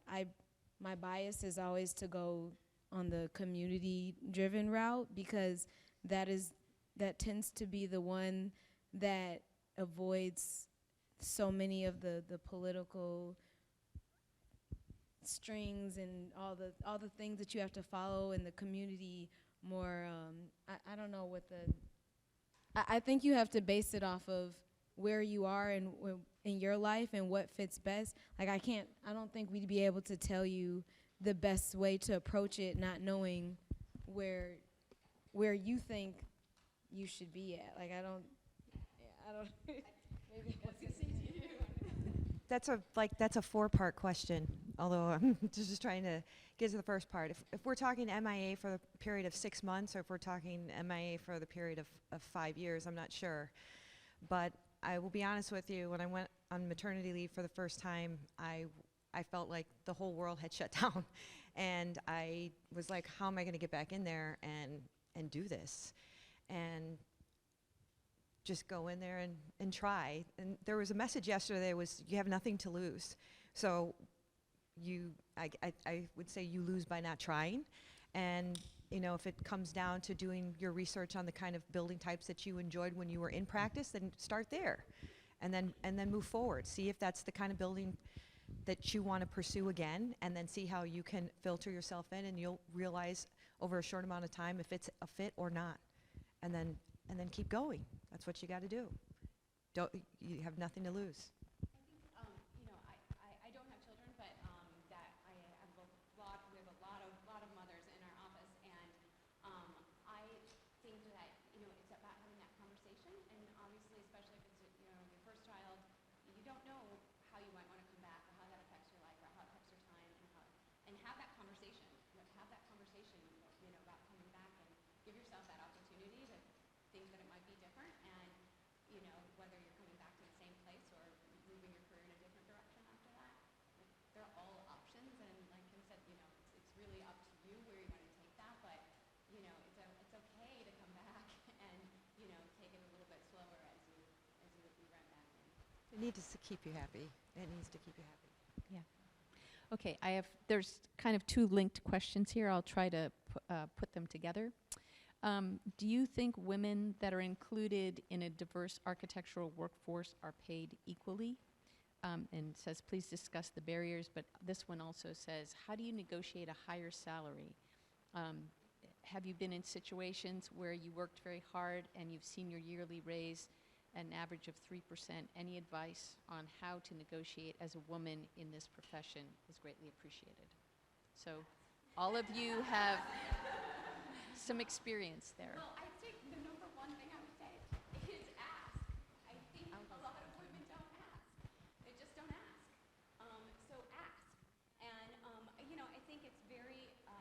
At Gensler, we look at this very hard. We spend lots and lots of time looking at our compensation and bonus structure, and looking at across it, making sure not only years of experience, but we slice it a million different ways and look at diversity across it when we're doing that.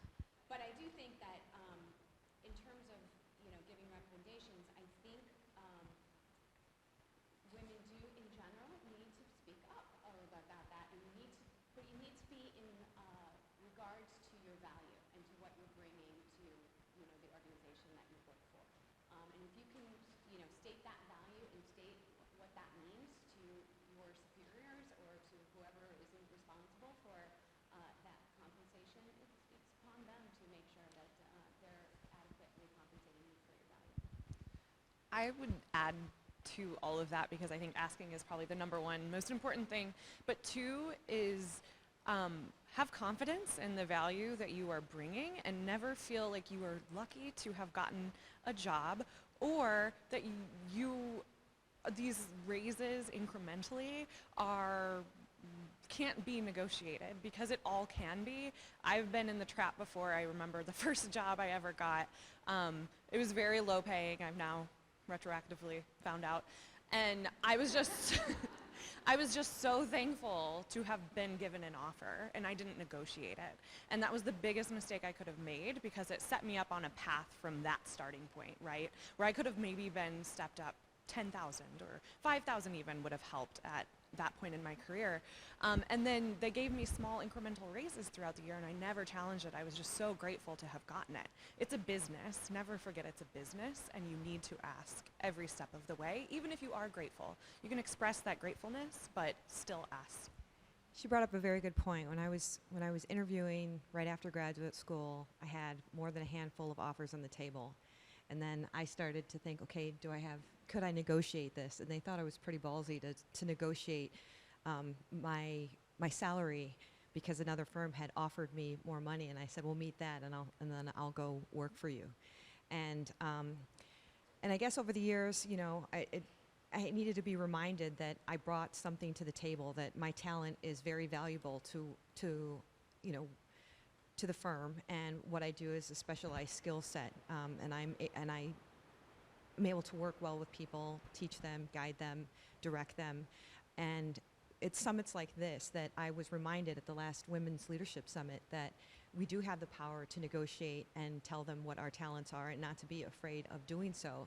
And so I began to think about that. Like, I want to work on these types of projects. It comes down to even the project type, your salary, negotiating some kind of flexible time. They've been pushing the envelope. Things have been changing. I mean, I heard somebody's in the audience right now, and I'm nameless, but their husband's on maternity leave, and I said, "What? That's amazing. When I had my baby, they didn't give me anything, and I think I got like a portion of disability. I had to take all my sick time, all my vacation, and then I was just, oh, thank you for letting me. I felt like I was thankful for letting me keep my job and my position at the firm. But I realized that we shouldn't think that way, and we should recognize our talents and that we're valuable, and that things need to adjust, and things are adjusting. So work out the time to negotiate that flexibility time. It's not just about money, it's about time, how you're doing things, and how you can make the balance work for you. So I'm kind of getting this sign from Sarah and Marcy. We're nearing the end. I have one card here that I need to say out loud, and it goes to a couple of these lower bullet points, which is from Professor Kevin Hinders. Anyone interested in mentoring the Chicago studio students should contact Kevin Hinders. Okay. Thank you all very much. I know there are several other questions and suggestions, which is we should do this more often. Oh, okay. So the last question, and this is perhaps for our panelists, but others in the audience, you may also have thoughts for us, so please let us know. Yeah, come and talk to us, which is what next steps could the School of Architecture take to help build the collective? I think we need to expand the conversation. It's really amazing, and I think this is step one of having so many women and a few men in the room talking about this. But it needs to be. We need the men in the room to hear this. We need really to reach everybody that touches the School of Architecture, and I think that's really where we get some of the change, because I've never seen anything done in necessarily a malicious manner. I'm a little bit younger, I think, than some other women in the room. But unconscious bias is a serious thing, and so I think the more we can do to expand the conversation and bring everybody into it and make it very inclusive so that everyone can move forward together, I think that's step two. Okay, I just want to touch upon the fact that the numbers have changed significantly. When I was in school, it was at least like 25%, 75% girls to men. And I see the change of like a 50-50 spread now. And at this time, when I was in school, I heard somebody with another Spanish surname in the audience yesterday, but I was the only woman in my class and in my graduate class. So what we need to do is recognize that that the numbers have changed, that things are evolving, and to encourage the women here now, in the university level, to stay in the profession, and that it is, something that is attainable, and we are the other 50%. Once you get to, let's say, 35, 45, 55, and that you don't stop. Once your life changes, if you get married or something of that nature, or you find a partner, or move somewhere else, your options are limitless. Like I said, you have nothing to lose unless you don't try, and that message should be clear to that things are progressing and things are changing, and that we have a voice, and that we are present, and that we can continue on when things are changing up along the way. because I see the number changing. It's just amazing to me. Like, I'm still like the 10% in my studio, but I look in the next studio and I see all the young people. I'm like, wow, they're like half women there. And it's really inspiring to see that change in the office, not only by women, by diversity. And that's another reason why I've stayed at the office, because it's evolved. It's gone from I'll be honest, it felt like predominantly all white male firm to the diversity it is today. I was going to say, I think this symposium is a fantastic start. I think engaging the alumni and continuing to do that on a regular basis is really important to just strengthening the overall network. I was just super blown away by the stories and the success that so many graduates of Illinois have attained in the profession. So I think making everyone more aware of that, and building a connection and a support network amongst us is going to help representation. I think more action. There's always a lot of talk about things, but I think there needs to be more action, which means more speakers need to be diverse, more professors need to be diverse. There needs to be more visuals of architects and architecture designed by more diverse people. I think those are actions that help the current body and alumni see that there are actual steps being made towards this. It's one thing for us to talk about it. It's a completely different thing to put your money where your mouth is and actually show that. So NOMA and Women in Architecture should not be the only organizations that are putting out information and pushing information of diversity out. That should be something that everyone should be actively putting on.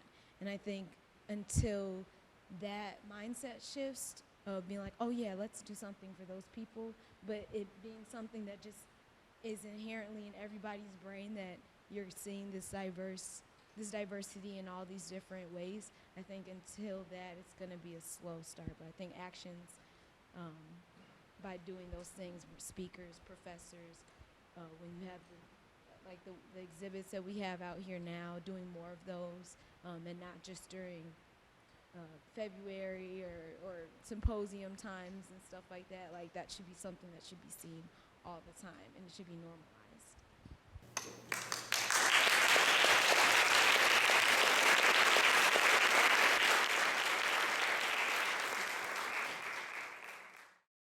Please let me introduce to you Patricia Saldaña-Narque, President and Design Principal at Urban Works.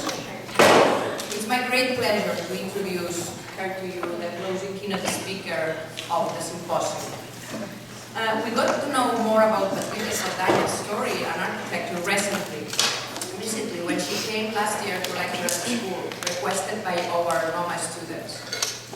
She gave then a wonderful lecture on the power of architecture to provoke social change, to change education, housing, the workforce, the environment, our cities, and her architecture indeed makes change.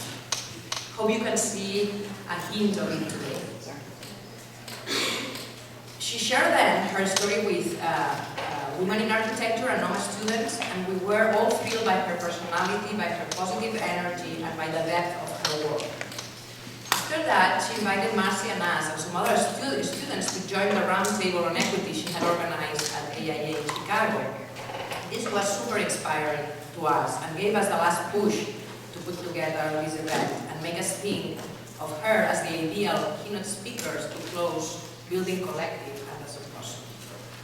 Patricia Saldaña-Narque, FAIA, is President and Design Principal of Urban Works, an award-winning architectural planning and interior design firm in Chicago.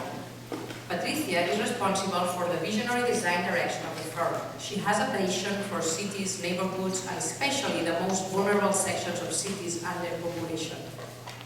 Patricia is a firm believer that the well-designed spaces and places which allow cultural exchange underpins urban transformation.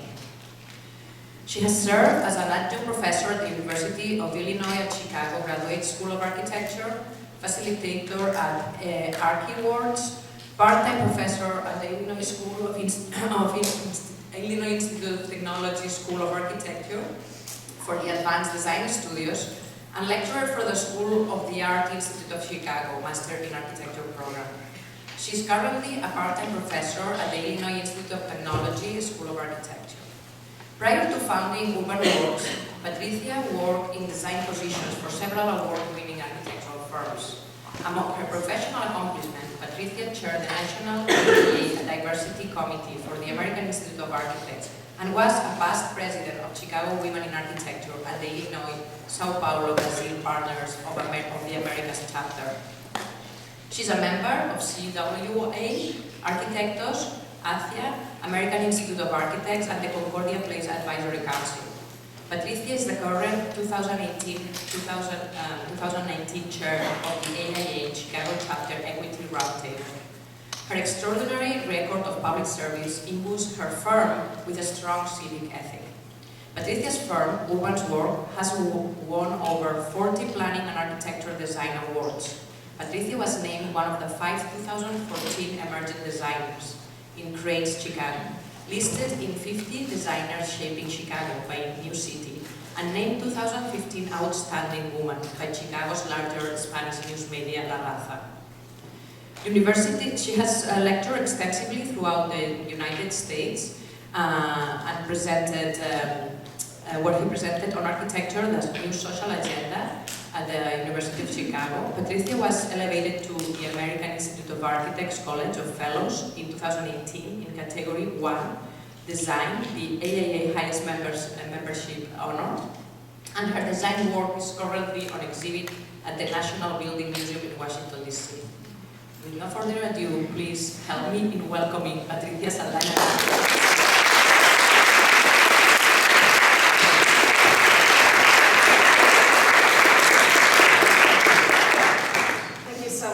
That was great. It's such a powerful conference, and it's amazing. I've been so impressed with all the speakers and the topics. Ingedia Sanchez, who just spoke, doing all these high rises. She's going to be the next Latina doing her own high rise. I know it. Champaign has been great. I'm going to talk a little bit about how I got here, my background, and my years here in Champaign, and then a little bit of my work. I grew up in Chicago, in the back of the Yards, which is the south side of Chicago. A story that actually I sometimes think is unique, but seeing all the students and hearing the stories, it's actually a story that is pretty common. I grew up with my mom and dad coming from Mexico City, and my dad worked in the stockyards, so a typical immigrant story. He worked there for 35 years, working very hard, putting my sister and I as their priority. And he worked in the stockyards, and we lived a great life in a leafy area in the back of the yards. Now, we were always protected by family and neighborhood and close friends. Little did I know that it was actually it had the most crime of any zip code in the city of Chicago. We grew up with very little, low income, yet we felt really rich with our history and our neighborhood and our people. My own parents were always very supportive of whatever I did. So the fact that I was the first generation to go to college, they were always so happy with whatever was accomplished. So it was very easy to get support and get backing. They were always just so proud. But what I remember is that when I was 8 or 9 years old, we would take the bus downtown to downtown Chicago, and I would see all these amazing buildings and all these shiny high-rises and the lake and the Grant Park and all these lush areas. And I always went back to my own neighborhood and wondered, why doesn't my neighborhood look like this? Why aren't there these gorgeous libraries, and why aren't there these huge green spaces? And I didn't know how I was going to be able to create that impact and that change. And it wasn't until I found out what architects do that I realized I can make that change. I would see all of the public housing projects as I would head toward downtown and wonder what went wrong. And the interesting part is that I think architects, obviously, when they were doing the housing projects, they definitely tried. They tried very hard to figure out a solution for societal problems. And these societal problems are endemic problems. These problems with cities are social, economic, and cultural. And there's been so many millennia of years about reconciling all these forces through architecture. But unfortunately what was happening is that, just like one of the previous speakers said, that the user and the end user wasn't in the mix, wasn't in that discussion. So I decided that I wanted to be an architect. I loved art, I loved physics. I went to an all-girls high school, Maria High School, on the south side of Chicago, and I know Carol talked about Regina High School.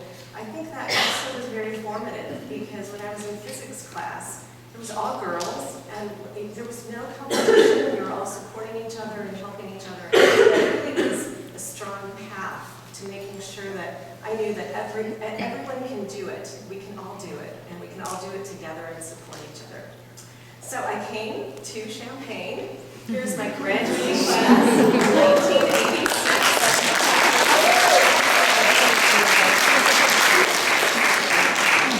And I just wanted to also thank for additional support. I mean, we called each other and sent emails as soon as Sarah and Marcy said there's going to be this reunion. And as you know, good friends, we contact each other. They are going to keep yelling at me because I'm not on social media, yet they all connected. So Carrie, Merlia, Kathy, Mary, Mignon, Donna, Joe, Lawrence, Aileen, and Dina, and Virginia were here. It's just great to have all of them here, and all these great women doing lots of great things. And I will, let's see, I'm going to do the dot. There I am. And everyone else can find each other too. The little helmet head here. So, when I graduated, well, I should say before then. So in my last year of school, I joined the Women in Architecture group here. And we did a tour of Carol Barney's office. So there was a group of us that went down to Chicago and did the tour. I was so impressed with the work. And I thought, this is exactly what I wanted to do as an architect. Wanted to improve neighborhoods, improve cities, create change. But of course, after graduating, I was nervous. You're young and you're nervous. I wasn't going to call and see, do they have a job? So I worked at 2 other firms. And in the second firm, we were doing super high-end housing. Many of my friends said, you're working in a dream job. You can use any material. There aren't tight budgets.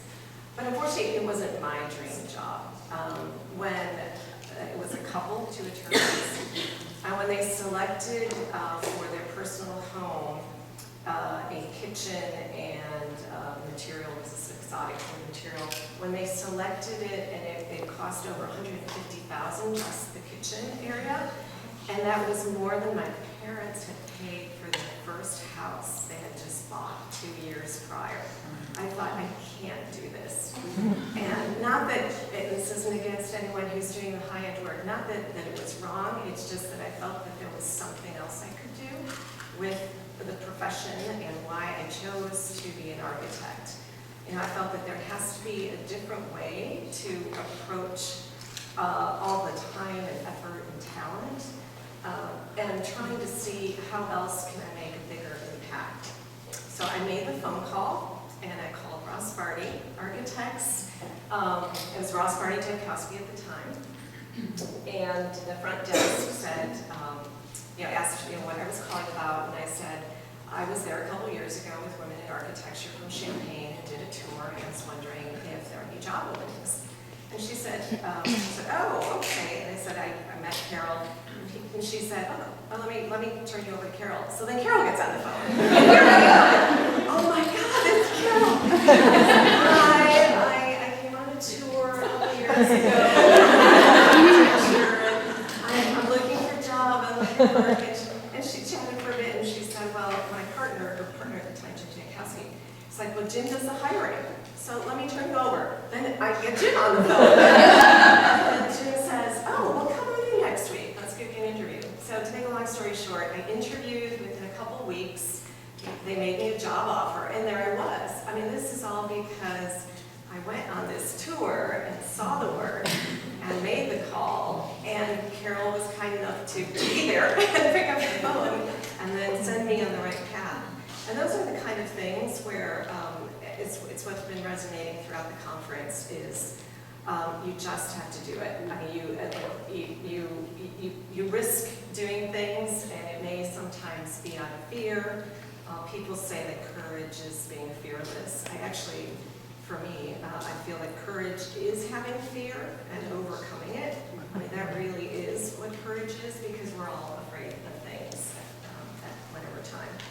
So anyway, so the whole goal then is the fact that I wanted to do work where I really felt that design solutions should be societal solutions. I feel that everything that we do should be for a purpose.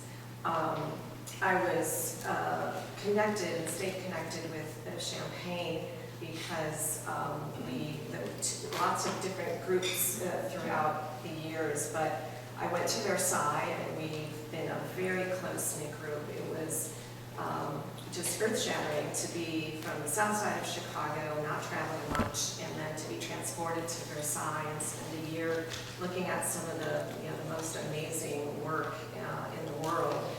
I also stayed connected through a camping trip group. So we didn't know we would stay connected for so many years, but what we did is we go camping every summer. Up until 3 years ago, it tapered off. But we saw ourselves every year growing, getting closer, meeting each other's boyfriends, husbands, kids, now the kids going off to college. So all of that was just out of friendships that emerged. And some of those friendships weren't even there during school, but they became friends as we went through camping every year. We've stayed connected. I've also stayed connected. We have such a large professional core of people in Chicago. And so just recently we got together. And I need to say that like in my year, included Dina Griffin, whom you heard, and Jeannie Gang. Everyone has done such amazing things. It was a super amazing group. We got together at Jeannie's office, and Dina's there too, with just a few people. On the right is, she's from STL, now I can't think of her name. Oh yeah, Tracy Salvia, thank you. So Tracy Salvia, who works for STL Architects, and Lourdes Gonzalez, who's Vice President of Premier Engineers. And it's been really fun. It's really about the people and the connections and the fact that we forge such strong friendships. So after working at Carol's office, one day I told her I was going to start my own office.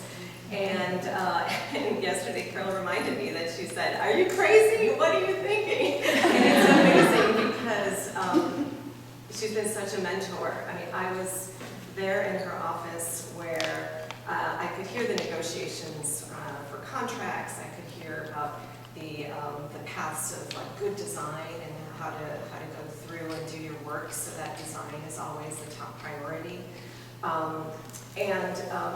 It was something where everyone says you can't be what you can't see.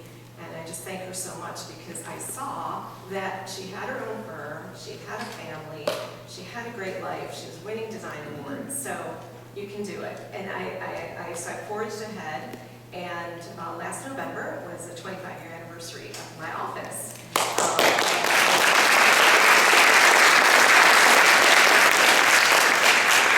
Along the way, there's been so many people that have helped.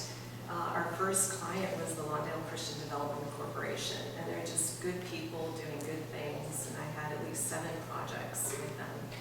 And coming back to Champaign, so one day I get a phone call from Professor Catherine Anthony, and she says, "I want to put my money where my mouth is." So she said, "I want you to do an addition to my house." So we did Catherine Anthony's house addition. which if you haven't seen, I'm inviting them over to your house, Catherine. Yes, and we still stay connected with the, the Chicago studio that is in Chicago. Our staff and myself, whenever possible, we see the work, and it's been great to see all those connections. I recently came back to do a lecture, and as I said, it was NOMA House and Women in Architecture, and a special shout out to Charmaine, who's here, who called and said, can you come and speak?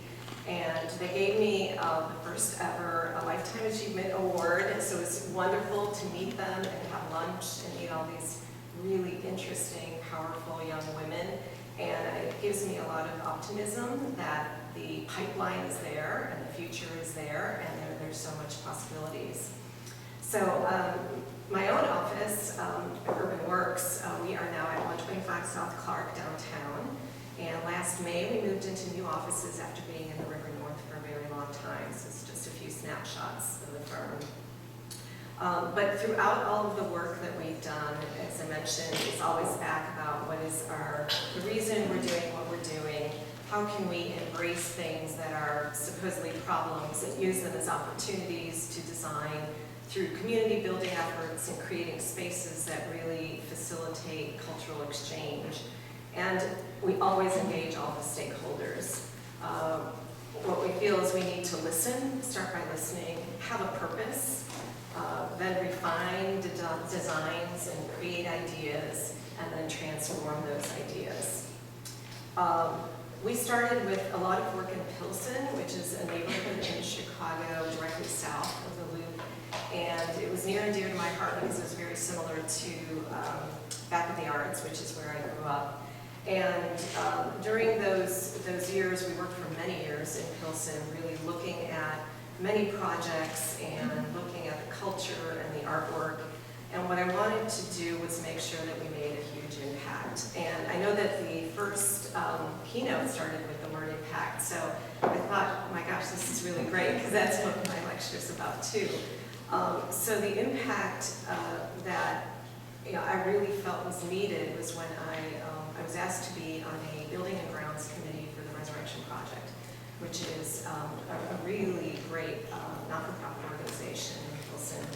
And they were tackling the idea of the fact that out of 100 Latino students, only 52 graduate high school, only 31 enroll in college, and then only 10 actually graduate college.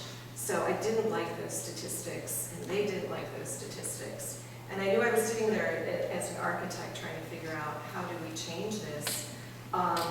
And what they wanted to do was, of course, which is great, more scholarships, more mentoring, etc. And I said, well, let's dig a little deeper. And what happened is that we found that the Lumina Foundation had said that students academically do better if they have roommates. And so what's happening is that the students who were commuting, so already they were at a disadvantage. And so what we decided was to really look at the entire, this outline is of the entire Pilsen neighborhood, look at some of the challenges, look at it and research, investigate in many ways. We looked at public transportation and some of the kind of desert areas of where there wasn't enough transportation. And one thing that was really interesting was the pink line that's up on top. That is the actual pink line CTA stop. What could we do to maybe look at transportation and education and architecture, looking at the lack of green space in the area, and also the residential versus industrial. So with all of this, we didn't have a project in mind. We knew the Resurrection Project was supporting us. There was this great south branch of the river, so many amenities in the neighborhood, and there were these handsome stock of buildings. So this was the birth of an idea that came not just from myself, but all of us on that committee. Why don't we figure out how students can get affordable student housing? So we designed a 105-bed affordable student housing, which is called La Casa. And it's great that quite a few of those who have gone through being being residents at La Casa have come back to me and said that they have lived there because they were able to pay on the sliding scale. And really the formula for this was the fact that the non-for-profit would manage the project and be the operators, but the students can come from any university, so they would have a university experience. So and it's right in the heart of Pilsen and the Pink Line stop, and we worked on a super efficient floor plan, and it's all poured in place concrete to have this nice, cool core look. And the center, if you see in the plan, the kitchen area is the core, because in the Latino community, the cooking, family, and kitchen is the core. So the students could save money by cooking their own meals and then living in this housing. And here are some of the spaces, and I have to give a shout out. So my own daughters are the models in here. Two daughters. They always come to all the photo shoots and help out as much as possible. And then corner community spaces, fitness areas. They're proud that they're in photos. And speaking of that, I should say, so as was mentioned, I teach.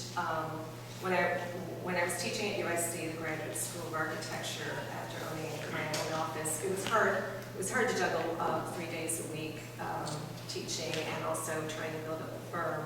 And I was fortunate enough to have gotten a phone call from Stanley Tigerman, who has now passed away. And I'd heard all these stories about him, and some of them, like that he was tough on people, etc. But he called and he had seen some of my work in an exhibit and said, why don't you come and lecture at ArchiWorks?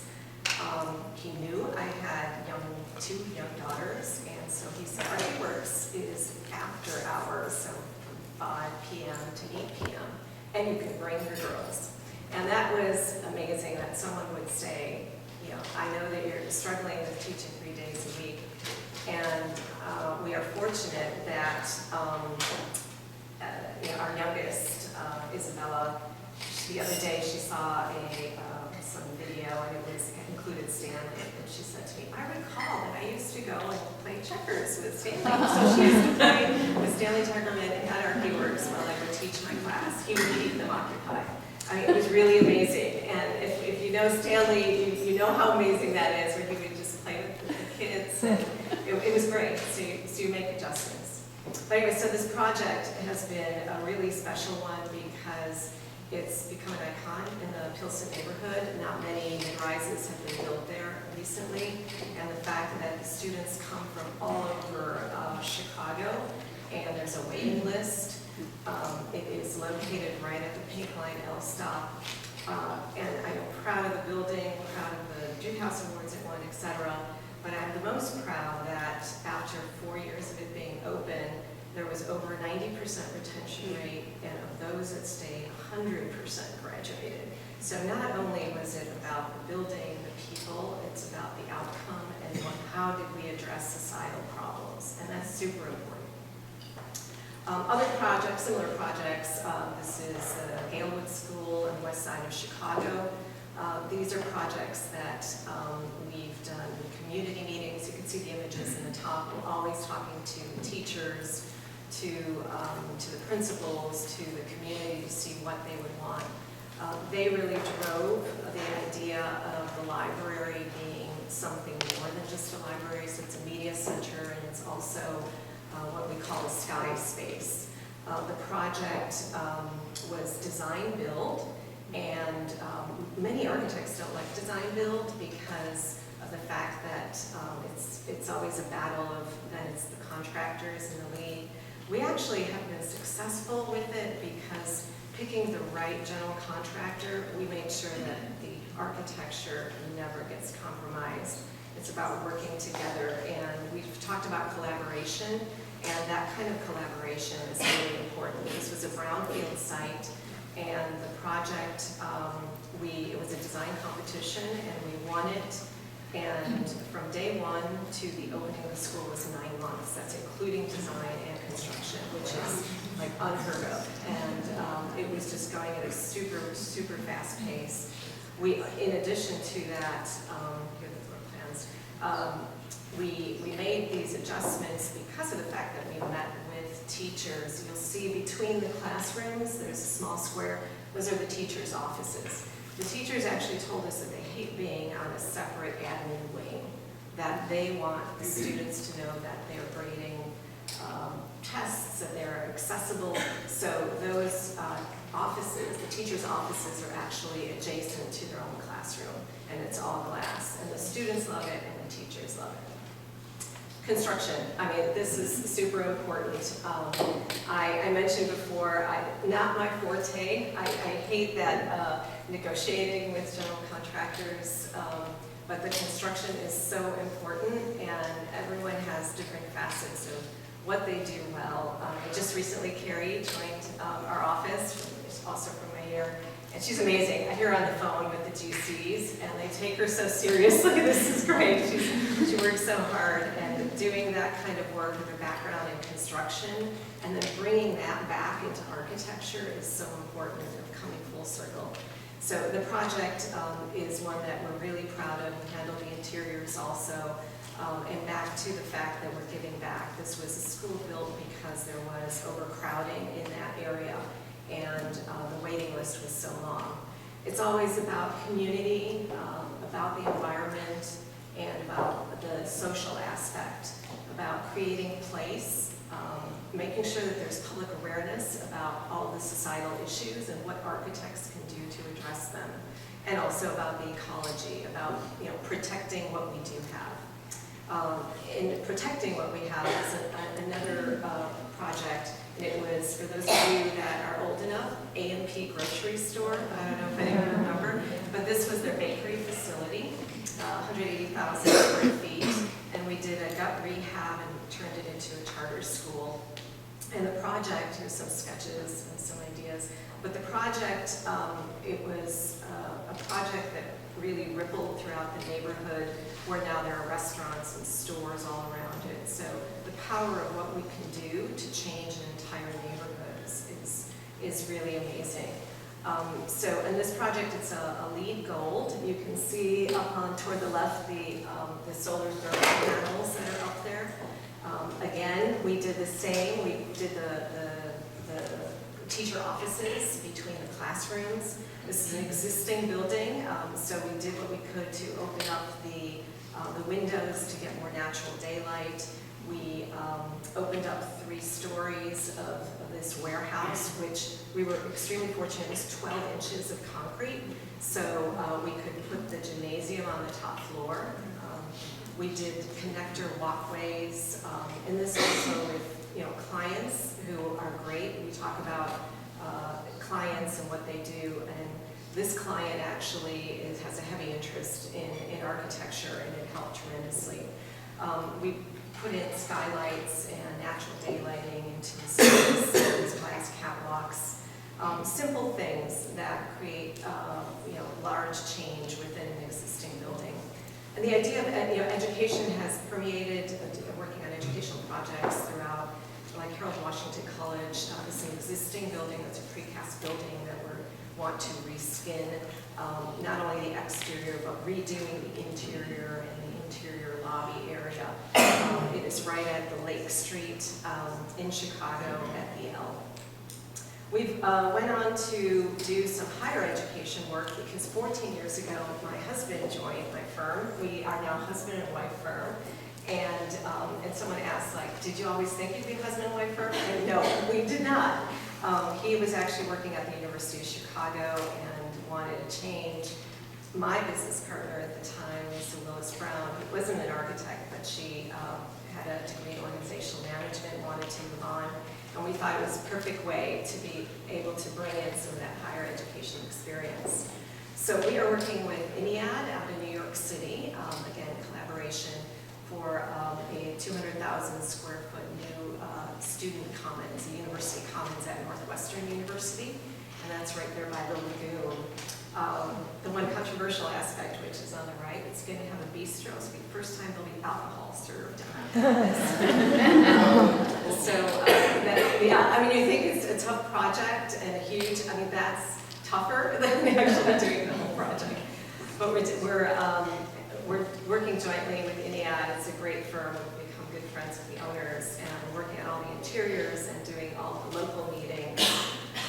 These kind of projects are fun, these huge projects. I mean, those kind of projects are $230 million projects, but closer to home, we keep on doing design competitions, and we just won a design competition for the new Hancock High School near Midway Airport.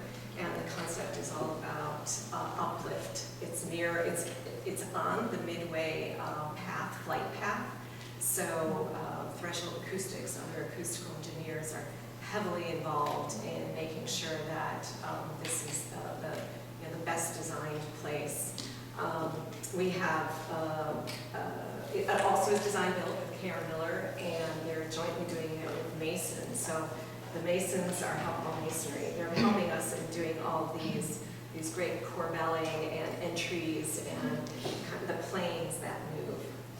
So here are some of the things. It's really special because it's going to have a black box theater.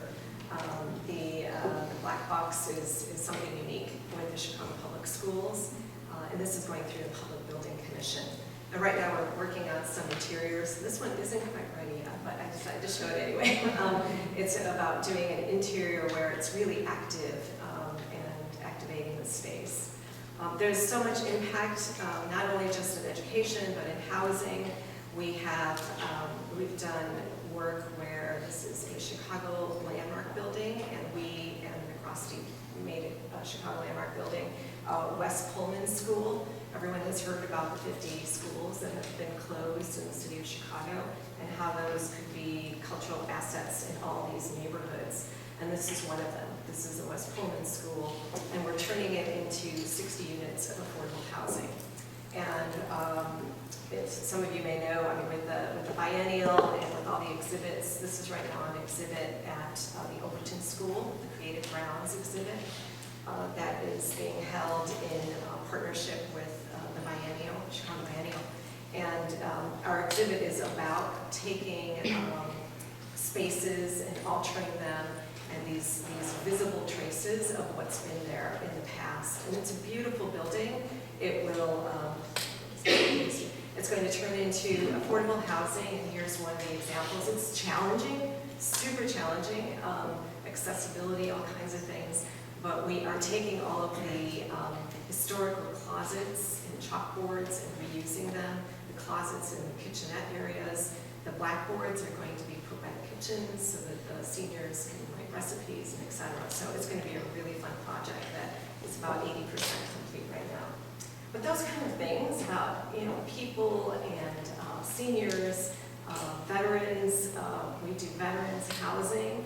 And housing is super important. Veterans, most of the veterans, 70% of homeless veterans have substance abuse problems. 25% of veterans experience homelessness sometime in their lifetime. And so these are these small little interventions. This is in Melrose Park, Illinois. And this is a project with the GC with Spender Construction. And it was only $125 a square foot.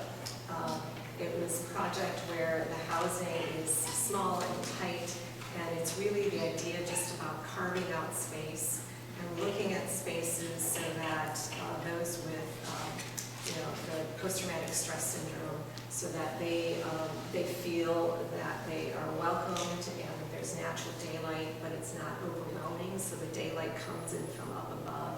And doing those spaces. Sometimes affordable housing, you can do great exteriors, the interiors are sparse. And so we wanted to make sure that those interiors really get as much attention. A few other things we're doing near the University of Chicago. We have just finished a building where it is for student housing, also affordable. And those small touches of just moving the panels and having some flower boxes and some things on the street really make a difference. Other affordable housing, New City. This is a project that is underway near Clybourne on the north side of Chicago. So these kind of projects are just so motivating.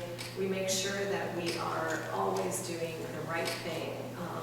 doing also not just housing and education, but workspace type of things, like our own space, and also some of the areas in the neighborhoods.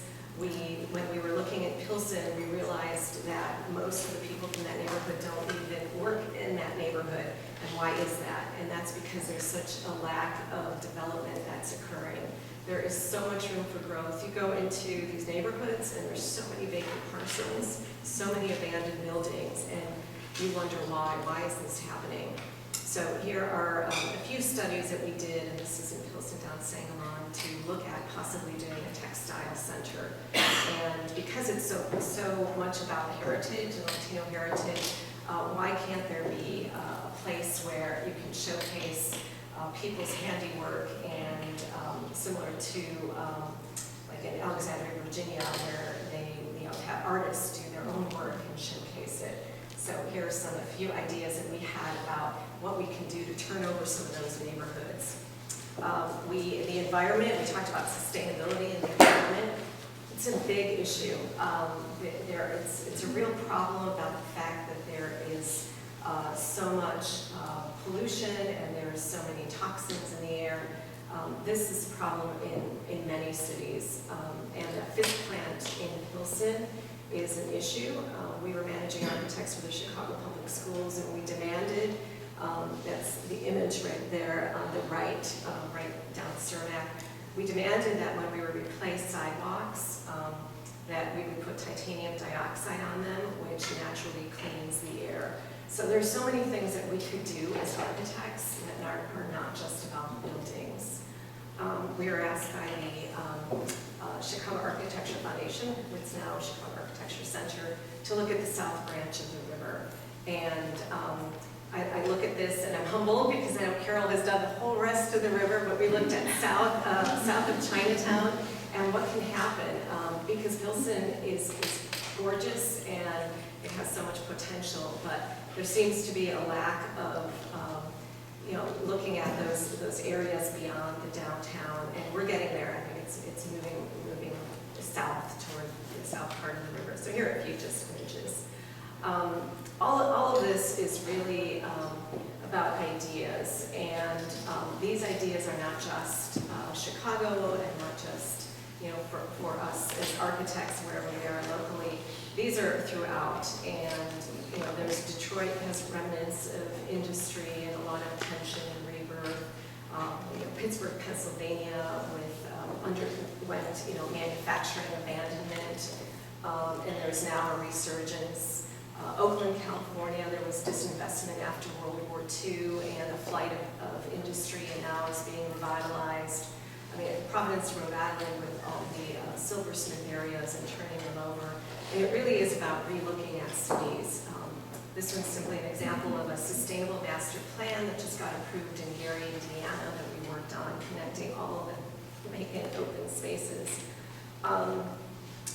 That's locally, and in the U.S. and internationally, I had the opportunity to go to Sao Paulo, Brazil, and look at, through a volunteer group of 7 of us who donated a week of our time, and to look at this beautiful place, Paranapiacaba, Brazil, that needed a lot of reinvestment, but mainly because there was tension between the government wanting it to be ecotourism and the local residents wanted everything to remain. And those are the same problems we have here in neighborhoods, right? But those kind of things are super exciting to me, to go look at places and see how else we can share. Projects we do, design competitions. It feels always like a studio when we're doing design competitions. We do work in the late nights. This was one for the Chicago Architecture Foundation when they were looking for a new home. And the thing I wanted to bring up here is it's always back to community. If you look at the image and the blue square at the bottom right, what our concept was is that regardless of what exhibit is at the Chicago Architecture Foundation, that exhibit should rotate throughout the neighborhoods. It shouldn't just stay downtown. Don't make the people head downtown to see that great architecture exhibit. Why doesn't it go out to the neighborhoods? And that really is the core of all of our work. This one was another design competition, and these are tough ones that we don't win, but we teamed up with Johnston Markley in LA,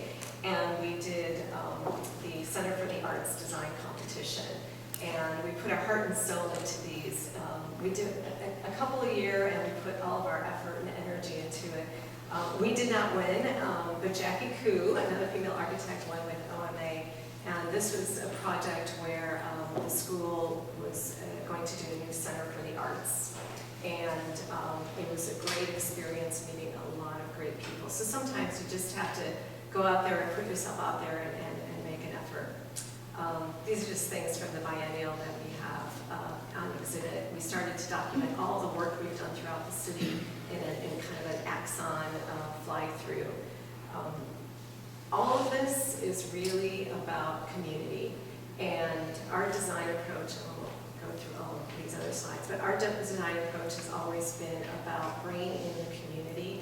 And I think as architects, it's so important that the process includes all these community meetings, gathering with the people, talking to them, listening to them, and making sure that they are part of the entire decision-making that we make.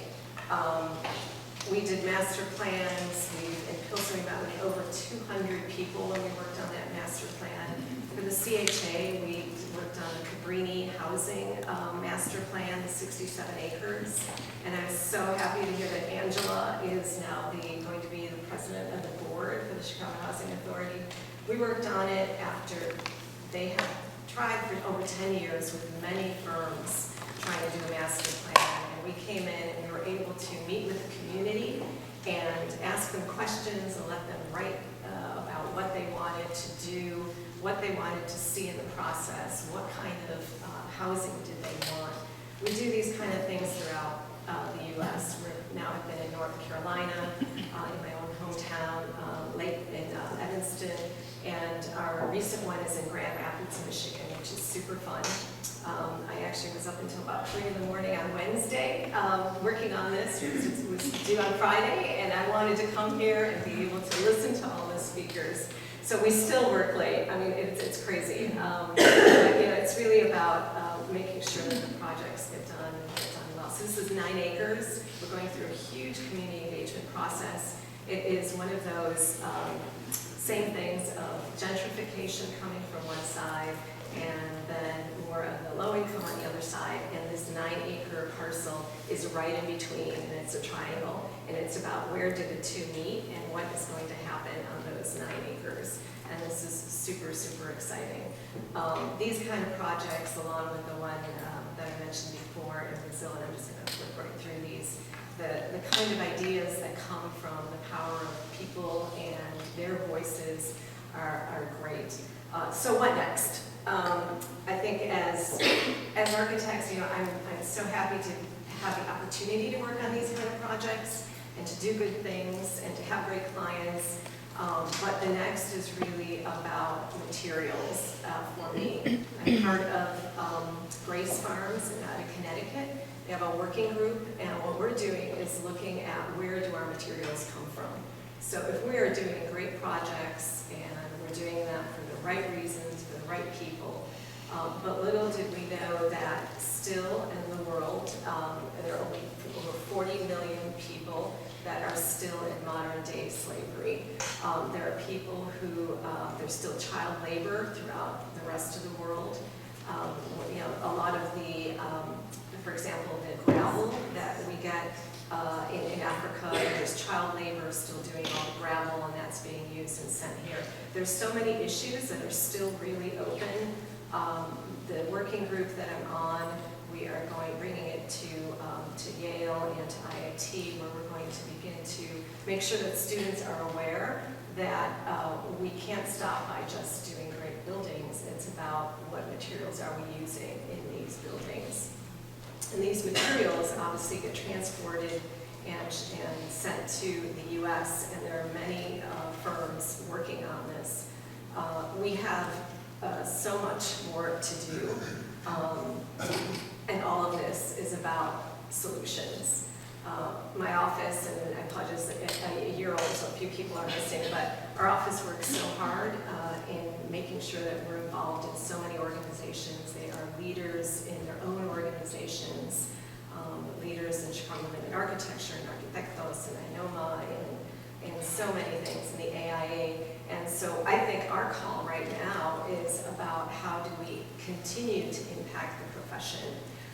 It comes like full circle back here to Champaign, where we have a lot that we've accomplished, but there is so much more for us to keep impacting the profession and taking this pipeline and doing great things, because the only way is through that mentorship and advocacy, and making sure that each one of us knows that there's the next person behind us ready to move forward.